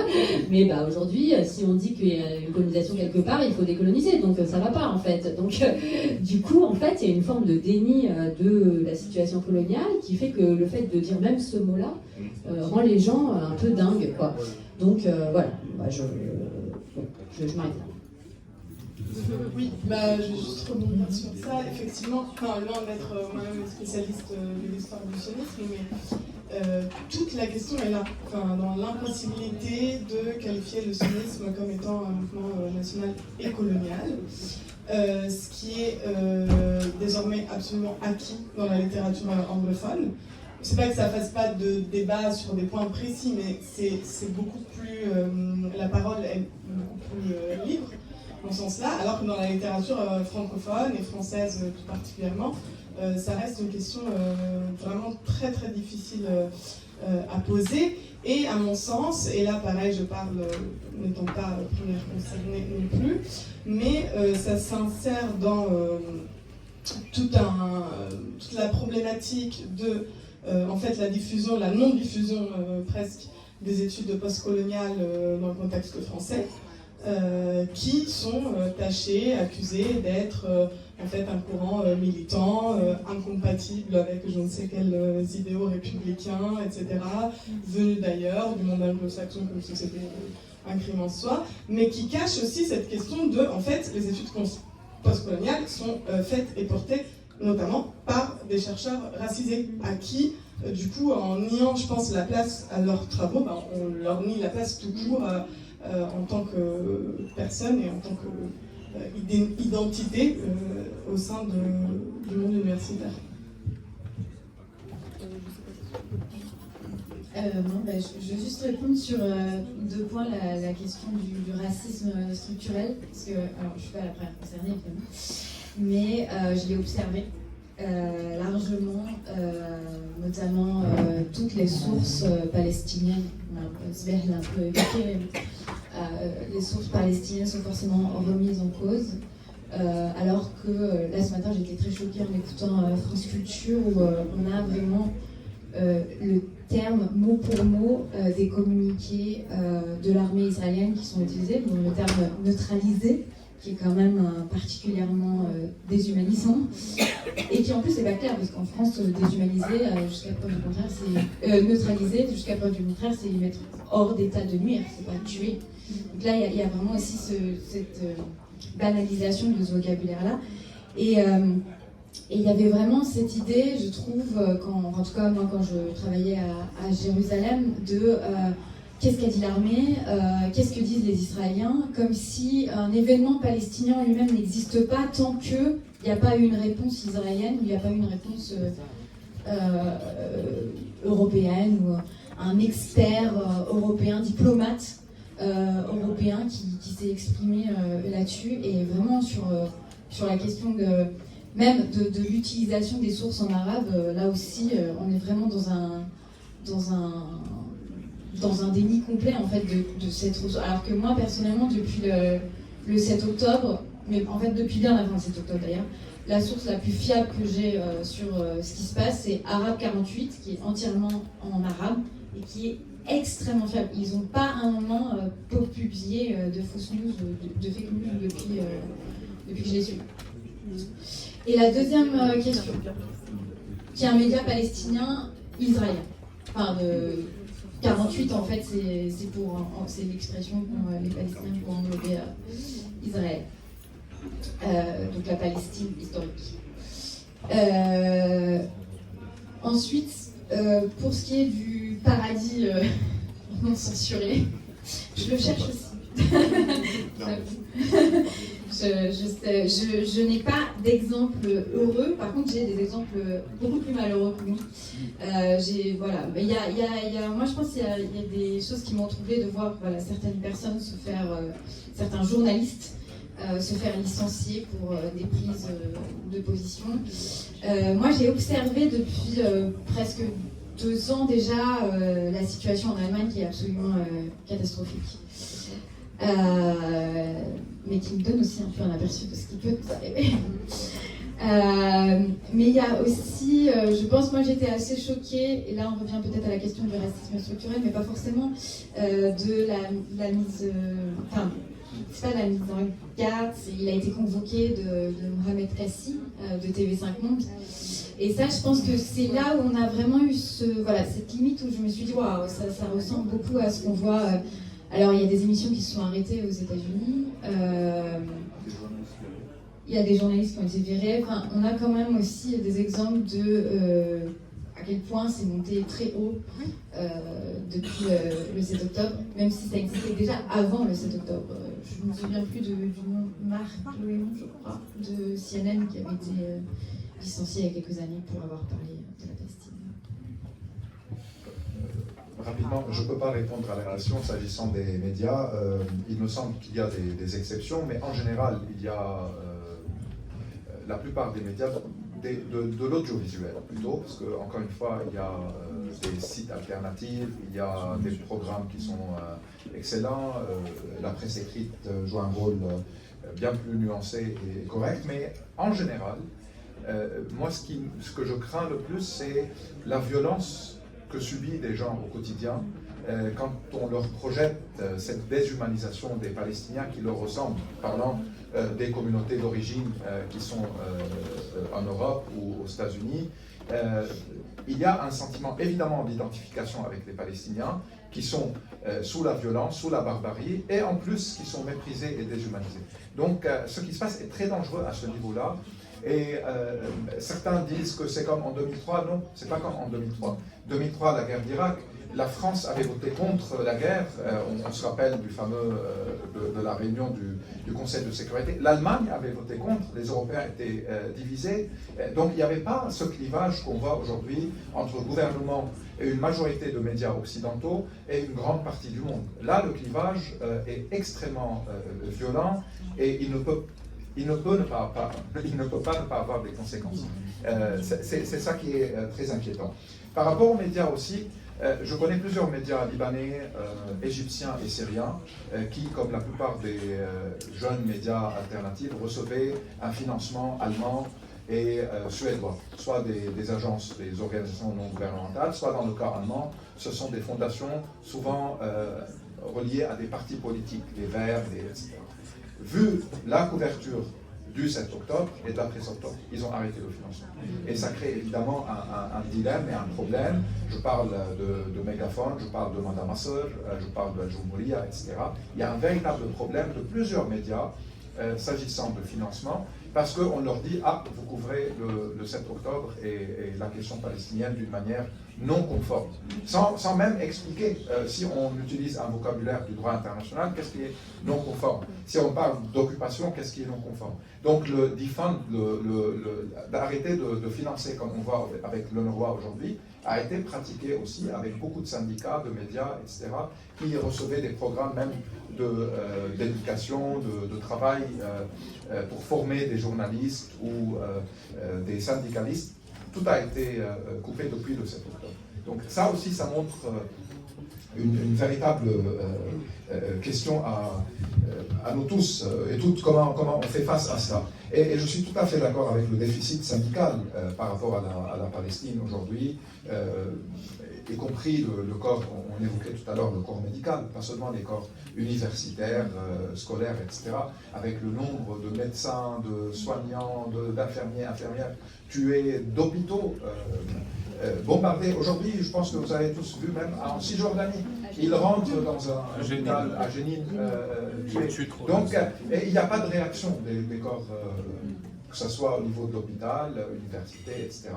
Et oui, le racisme, il suffit même, sans être racisé ou pas racisé, mais toutes les identifications et les métaphores qu'on a, mais ils ont attaqué la rave party à côté de Gaza parce qu'ils détestent notre façon de vivre, la joie de vivre, c'est comme le Bataclan. Tout ce genre de mécanismes qui comparent une civilisation qui aime vivre et la musique et la joie et ces barbares barbus hein, qui attaquent, qui tuent, etc.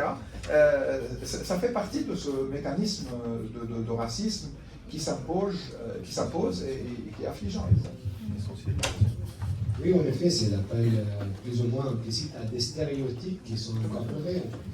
Moi, je voulais juste parler de cette question de sionisme, pour répondre plus largement. Il ne faut pas avoir l'illusion que le champ de la recherche est un champ autonome. On sait bien qu'il y a des problématiques qui sont plus ou moins imposées. Il y a la logique par projet. Donc, par exemple, si quelqu'un peut faire une thèse, il faut vraiment avoir le courage de faire une thèse sans financement, pour travailler ailleurs, travailler dans des hôtels pour faire une thèse qui correspond plus ou moins, qui explique un peu, qui est problématisée en dehors de tout simplement de ce sens commun. Et là, on va voir les orientations, on peut voir l'orientation qu'impose le financement par projet, même la question de thèses qui ont des bourses. Et il y a toute une histoire là derrière, donc quelles sont les thématiques ou quelles sont les problématiques qu'on peut financer ou qu'on ne peut pas financer. Alors pour le racisme structurel, il y a des concepts qui ne font pas débat en France. Question coloniale. Juste, je vais dire quelque chose. Lorsqu'on écrit un article universitaire ou un article scientifique, par exemple, on a 50 000 cibles. Si on veut contextualiser, parce que c'est déjà un terrain lointain, on va perdre encore des cibles. Donc pour arriver au vif des sujets, on a déjà perdu je ne sais pas quoi, la moitié de notre article. Alors, si on utilise le mot colonial, ce qui m'est arrivé une fois, donc le commentaire était comment tu oses, en fait c'était un ami qui m'a dit, comment tu oses parler de l'État, d'un État, le seul État démocratique au Moyen-Orient, en ordre colonial. Donc combien de mots je dois perdre pour citer en dessous, pour expliquer. Donc voilà, il faut contextualiser le contexte. Qu'est-ce qu'on entend par là déjà? Ça c'est la première chose. Ce qui est marrant aussi, normalement, lorsqu'on travaille dans un terrain, la maîtrise de la langue, c'est un atout. Sauf concernant la langue arabe. Lorsqu'on publie en arabe, c'est déjà, en fait, c'est même pas évalué, c'est même pas considéré comme fait partie du CV. Et pour terminer juste avec cette question de racisme structurel, déjà utiliser le mot race comme concept ou comme catégorie d'analyse, mais fait débat. Le mot racisé, on ne peut pas l'employer, je ne trouve pas c'est pertinent, mais alors ouvrons les débats. En fait, comment on peut utiliser le mot terroriste, qui est tout simplement, qui n'est pas une catégorie d'analyse, qui nous demande en fait d'assassiner la raison, de tuer la raison, de ne pas comprendre, de ne pas analyser. On peut l'utiliser facilement, on doit l'utiliser à certains moments pour la publier, alors qu'on n'a pas le droit de interroger certaines catégories qui sont utilisées ailleurs en fait. Et c'est là le rapport aux États-Unis. Parfois, lorsqu'il y a des analyses critiques qui viennent des États-Unis, oh, c'est les Américains, en fait, c'est la science, voilà, on va rompre avec ça. Mais lorsqu'il y a des analyses qui correspondent plus ou moins au pouvoir dominant ici, bah, c'est les bienvenus, c'est les Américains, c'est l'anglais, enfin. Donc, c'est pas le même rapport, c'est pas la même réception. Donc, c'est vraiment, il y a un débat là-dessus.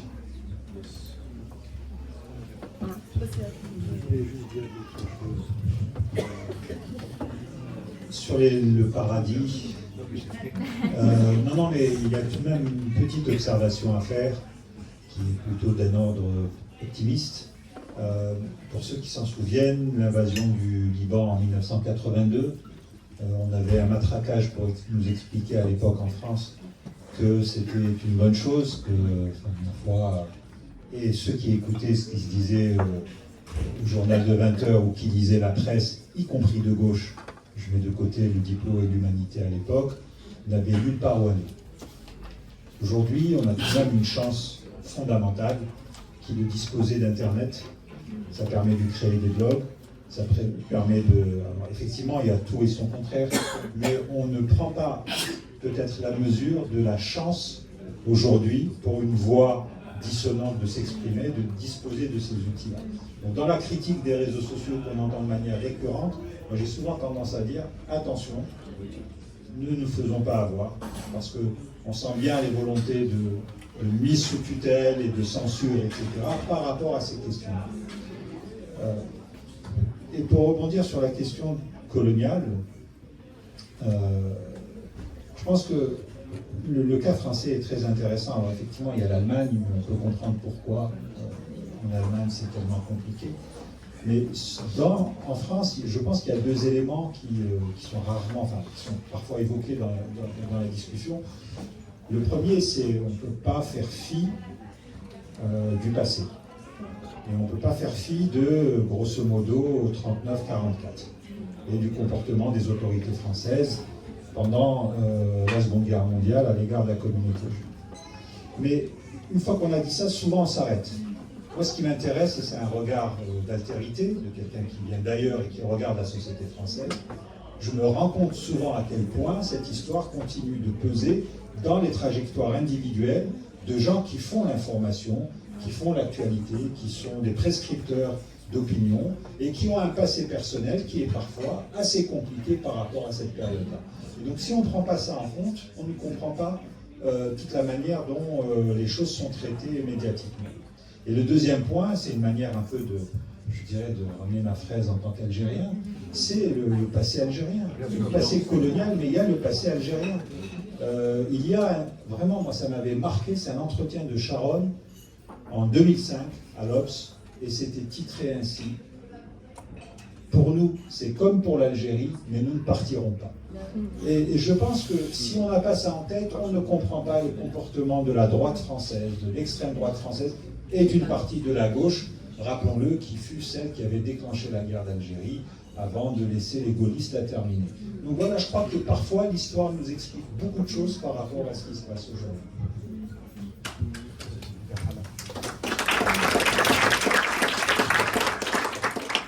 Je veux dire, je pense avec le dernier tour de questions, je préviens les frustrations. Je sais pas qui est dans l'ordre. Non, mais c'est juste aussi.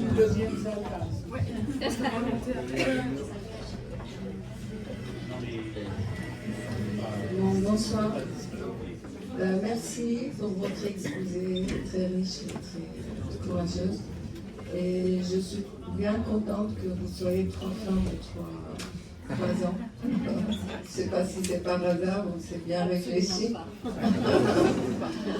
Alors j'ai 3 petites questions, mais très rapides. Je voudrais savoir par rapport à votre séminaire, parce que vous avez dit 12 ans. 12 ans. Alors le séminaire, ça fait plus de 20 ans. Moi, ça fait 10 ans. Moi, ça fait Ah oui, j'ai compté que ça. Oui. Est-ce que, à travers toutes ces années, il y a eu un changement de public ou des gens qui sont intéressés et quel genre de... Parce que je remarque même maintenant dans les manifs, il y a un vrai changement de manifestants, des générations ou de genre ou de... Et ma deuxième question par rapport aux opposants journalistes, chercheurs, écrivains israéliens, est-ce que vous êtes un peu penché pour savoir s'il y a aussi autocensure? Est-ce que vous connaissez des cas? Et ma dernière question, pourquoi Israël-Palestine et pas Palestine-Israël?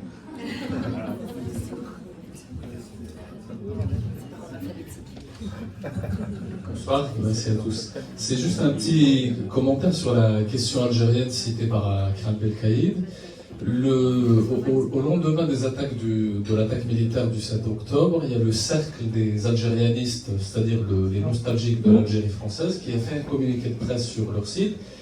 Et ils ont comparé l'attaque militaire du 7 octobre à la résistance du FLN. Donc ils disaient que les algérianistes de France sont solidaires avec les Israéliens parce que, comme nous avons vécu le terrorisme du FLN. Et la deuxième comparaison, c'est un pseudo-chercheur, il est universitaire, mais moi je le qualifie de pseudo-chercheur, qui a apparemment qualifié les attaques militaires du Hamas à la résistance du FLN. Et la troisième comparaison, c'est un grand savant, entre guillemets, bien évidemment, un grand écrivain qui s'appelle K.D. et qui a comparé l'attaque militaire du Hamas au terrorisme du GIA et du FIS. Voilà.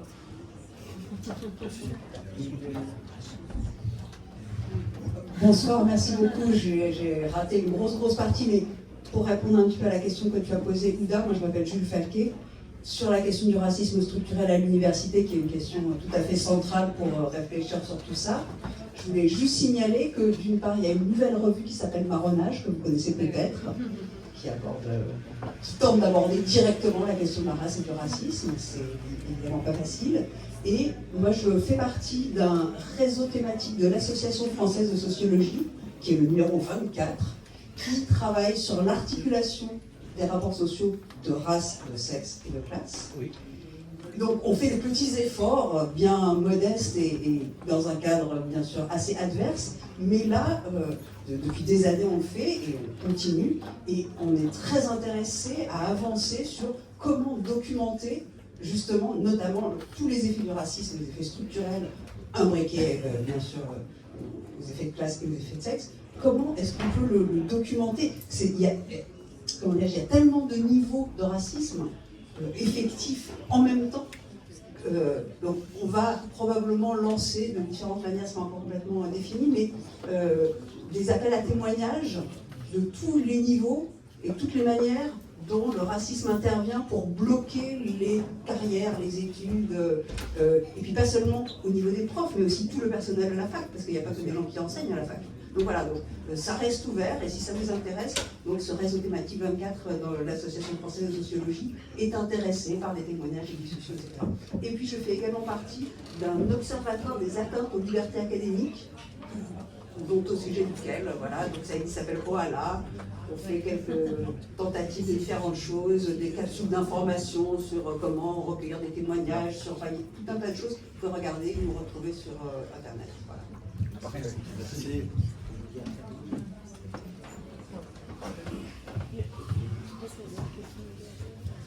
Merci beaucoup. Il y a déjà la question de la difficulté de parler du soufisme en France qui a été traitée, mais moi je voulais aussi vous interroger sur la difficulté, enfin la silenciation même des juifs antisionistes ou juifs décoloniaux en France, et le fait même qu'on dénie leur autonomie de pensée, comme si en fait ils n'avaient pas d'autonomie de pensée en tant que juifs décoloniaux, que c'était des gens qui étaient instrumentalisés par les décoloniaux ou par les camps d'extrême gauche, et qu'on considère même parfois qu'ils sont antisémites, avec ce vieux trope en fait antisémite de la haine de soi, etc. Est-ce que c'est aussi quelque chose que vous avez observé? Ça m'intéresse d'en entendre parler aussi. Vous avez le temps que j'arrive pour réfléchir. Il y a une dernière question. Ici. Tout à l'heure, vous avez parlé de la question de Palestine-Israël comme la question qui rend fou. Et est-ce que je sais pas, vous avez quelque chose à dire juste pour expliquer la puissance des affects pro-israéliens qui, de la part de gens des fois sont un peu insoupçonnables, où on ne comprend pas les liens affectifs qui pourraient les lier à cette question-là, et qui se retrouvent des fervents défenseurs avec une ferveur, une passion, une rage qui est assez troublante et où moi je me sens assez désemparé face à cette question-là. En fait, je me dis qu'est-ce qui m'émeut, pourquoi.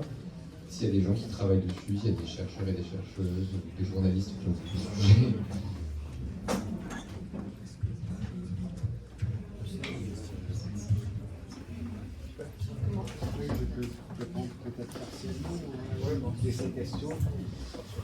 Oui, cette question, par exemple, pour l'antisémitisme, la critique d'Israël, bien sûr, c'est quelque chose qui est fréquent, je dirais.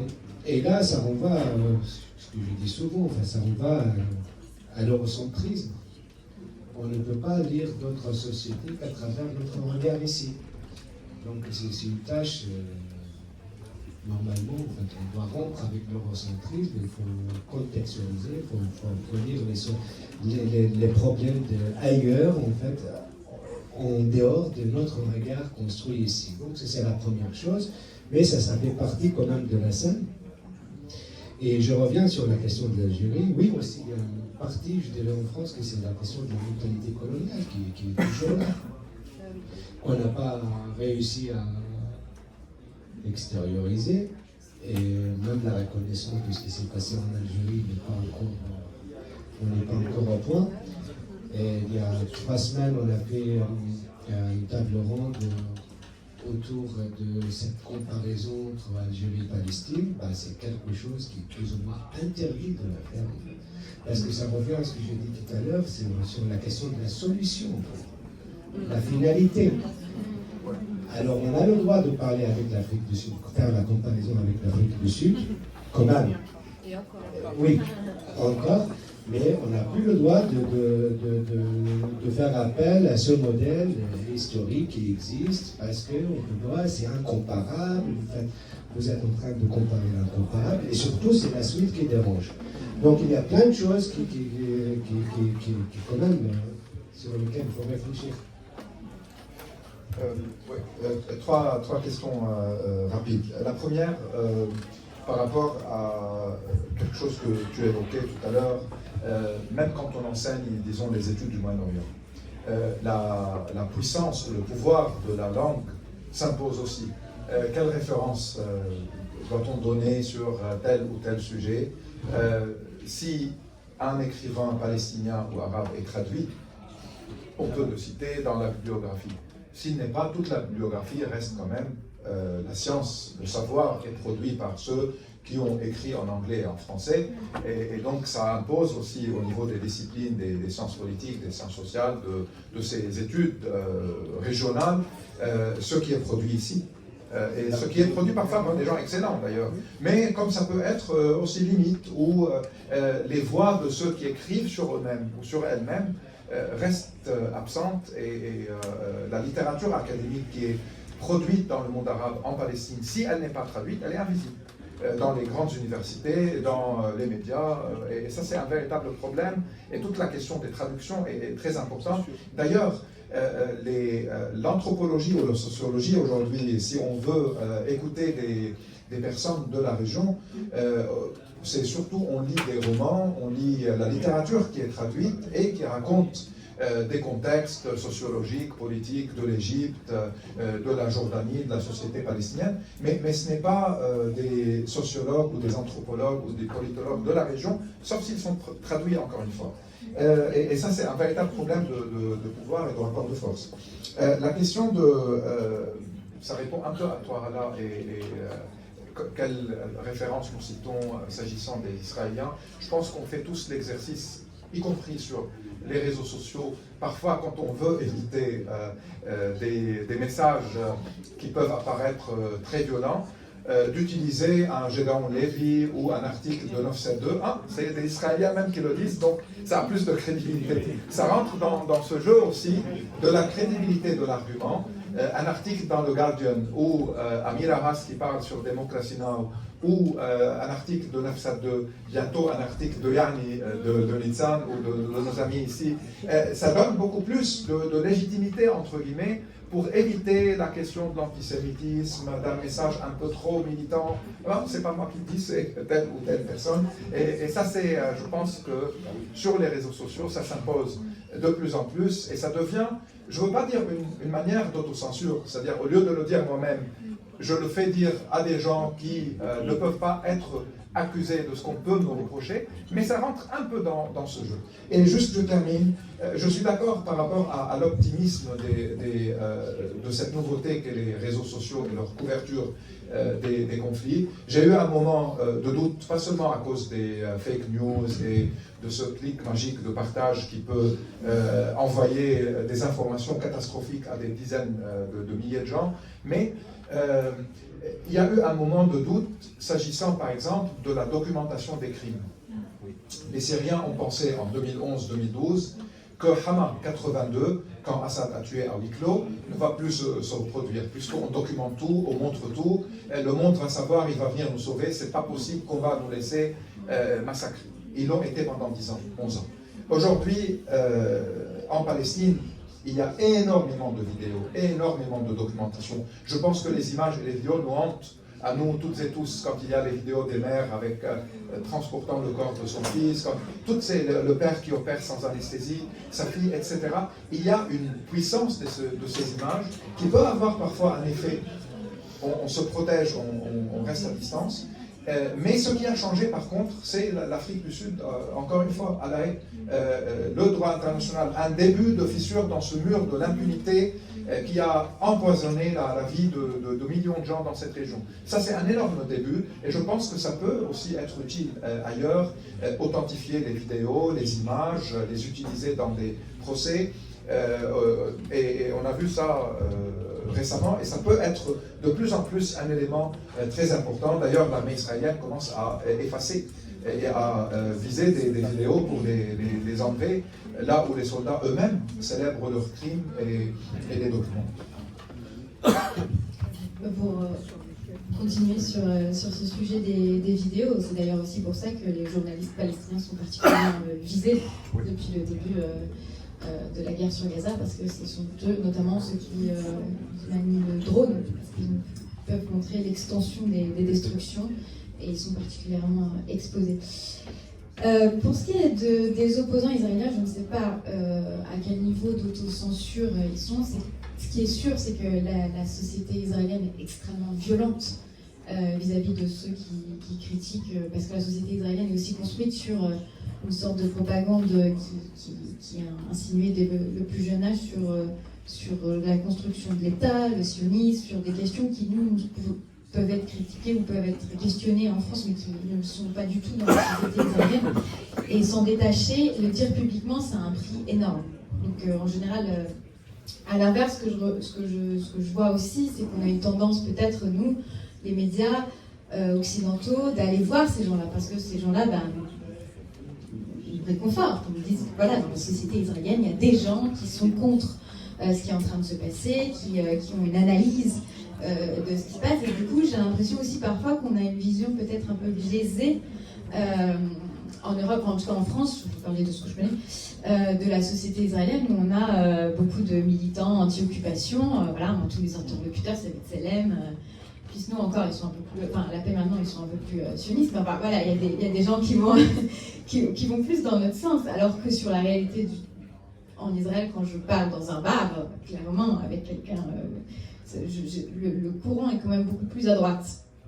Donc voilà, il y a je pense ce miroir déformant, parce que les journalistes vont aussi voir les personnes qui... Bon, j'ai passé une après-midi à Hébron avec les supporters de Ben Gvir, donc je ne ferai pas tous les week-ends. Et sur la question qui rend fou, du coup, ça pose aussi la question de pourquoi on s'identifie dans la société française aux Israéliens. Je pense qu'il y a la question du racisme, encore une fois, parce que finalement, ça renvoie à cette idée que c'est la démocratie occidentale au Moyen-Orient. D'ailleurs, la création d'Israël a été aussi encouragée parce que c'est des plus grosses bases militaires américaines, enfin c'est une arrière-base militaire américaine. On le voit aujourd'hui avec les livraisons d'armes pour Gaza. Israël est l'avant-poste de la présence américaine dans la région.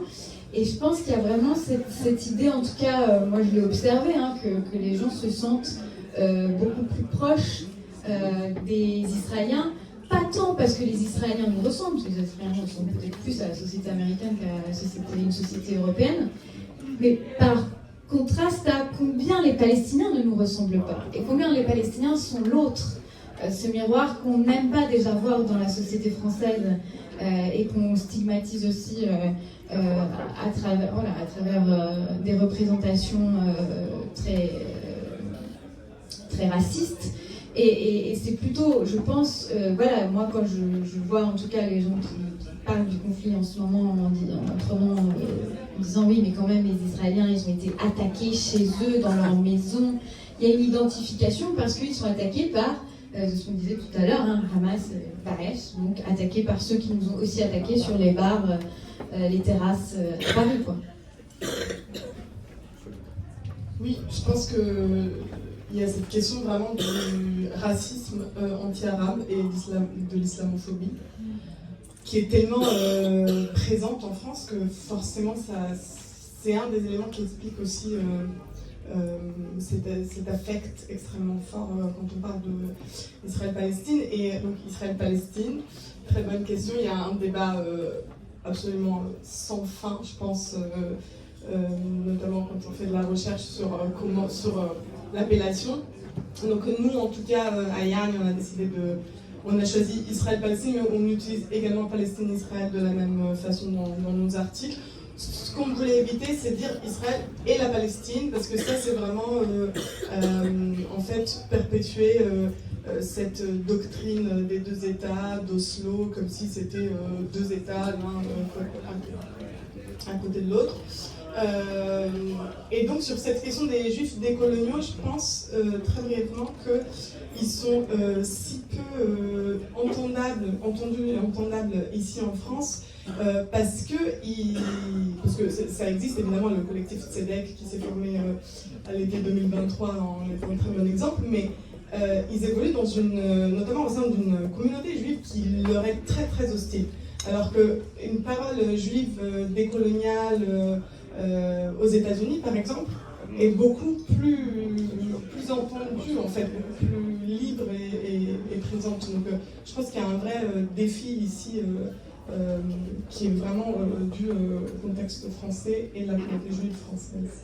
Je vous laisse répondre si vous êtes d'accord, mais très brièvement. On va arrêter Très rapidement, sur la question du public du séminaire Palestine ces dernières années, en fait, on a essentiellement des étudiantes et des étudiants, donc voilà. Du coup, je ne peux pas vraiment donner une réponse très... En fait, au départ, le séminaire se tenait au centre de Paris, donc c'était beaucoup plus facile de nous rejoindre. Maintenant, après le Covid, il y a eu le Covid déjà, on est passé en ligne, bon bref. Ensuite, maintenant, on est au campus Condorcet. Et ceci étant, on a cette année beaucoup plus de monde que les années précédentes, donc ça prouve aussi qu'il y a un vrai intérêt pour cette question-là, malheureusement, je ne sais pas, qui est suscité par l'actualité. Palestine, Israël, Israël, Palestine, moi je dis toujours les espaces palestino-israéliens. Et je mets Palestine avant, mais c'est par principe. Quant à la question des affects pro-israéliens, moi je vois vraiment ça comme une persistance de la mentalité coloniale en France. Hein. Je ne peux pas voir ça différemment. Et je reprendrai le terme d'ethnocentrisme que tu as utilisé, Sber. Je pense vraiment qu'on a vraiment des difficultés en France à considérer qu'on est plus le centre du monde, quoi. Enfin, je veux dire, il y a aussi cette question-là, et en tout cas, à se placer à un autre endroit du monde. Parce que je discutais avec un camarade il n'y a pas très longtemps qui me disait, mais en fait, on est complètement à l'ouest, la plupart des pays du monde soutiennent la Palestine. À un moment donné, il faut qu'on se rende compte de ça. Je veux dire, il y a aussi cette question-là qui est la mentalité coloniale et l'ethnocentrisme, l'eurocentrisme français. Pour moi, c'est ça, après, je me Dans l'étranger, Camus désigne un des protagonistes par le terme l'arabe. Il n'a pas de nom. Et j'ai toujours été frappé par le fait que les Israéliens ne disent jamais les Palestiniens, ils disent les Arabes. Et il y a un lien. Et ça a été repris. Et donc, pour l'une des raisons, c'est qu'il y a cette idée que, ma foi, le monde arabe est vaste. Les Palestiniens étant des Arabes, ils pourraient aller ailleurs. Donc il y a la négation de l'idée nationale, de la foyer national. Et donc ça alimente cette manière de faire. L'autre chose qui est pour moi assez... juste deux autres points. Le deuxième point, c'est... je pense que les Arabes, c'est un peu aussi comme les subsahariens, dans la perception européenne, c'est que, en gros, ils sont faits pour mourir. Les Congolais, il y en a 4,5 millions qui sont morts depuis le début des années 90, dans une guerre dont on parle peu, une vraie guerre mondiale africaine, donc, en RDC. Et ce flot, je dirais, de morts, de massacres, de tueries, a installé l'idée que finalement, on est fait pour mourir dans ces régions-là. Et que, ma foi, 30 000 morts à Gaza, c'est naturel. C'est naturel. Et c'est d'autant plus naturel que parfois ce sont nos propres dirigeants qui nous tuent. Assad, en Syrie. Sisi, le massacre de Rabaa après le coup d'État en 2013, je ne sais pas, 1000 morts en une journée. Allez hop, un entrefilé dans la presse. Pour ceux qui font des recherches, vous lisez un article du Monde en disant grosso modo, oui, c'est pas bien, mais ils l'ont un peu cherché. Voilà. Donc il y a ça. Et le dernier point qui pour moi est une interrogation et vraiment une réflexion, en 1994, un petit séjour à Hébron m'a fait réaliser qu'il n'y aurait pas de solution à deux États. Mais est-ce que finalement, et puisqu'on parle des médias, est-ce que la presse, y compris favorable aux Palestiniens, n'a pas contribué d'une certaine manière à installer ce narratif des deux États pendant que la colonisation s'étendait tranquillement, pendant que... voilà. Et donc, il y a une vraie interrogation par rapport à ça. C'était un des éléments que je souhaitais citer, mais une interrogation aussi par rapport au rôle de la presse, je dirais, non pas pro-palestinienne. Et la recherche. Et puis aussi, surtout, la position que nous avons, pour les uns et les autres, eue vis-à-vis de l'autorité palestinienne, qui, aujourd'hui...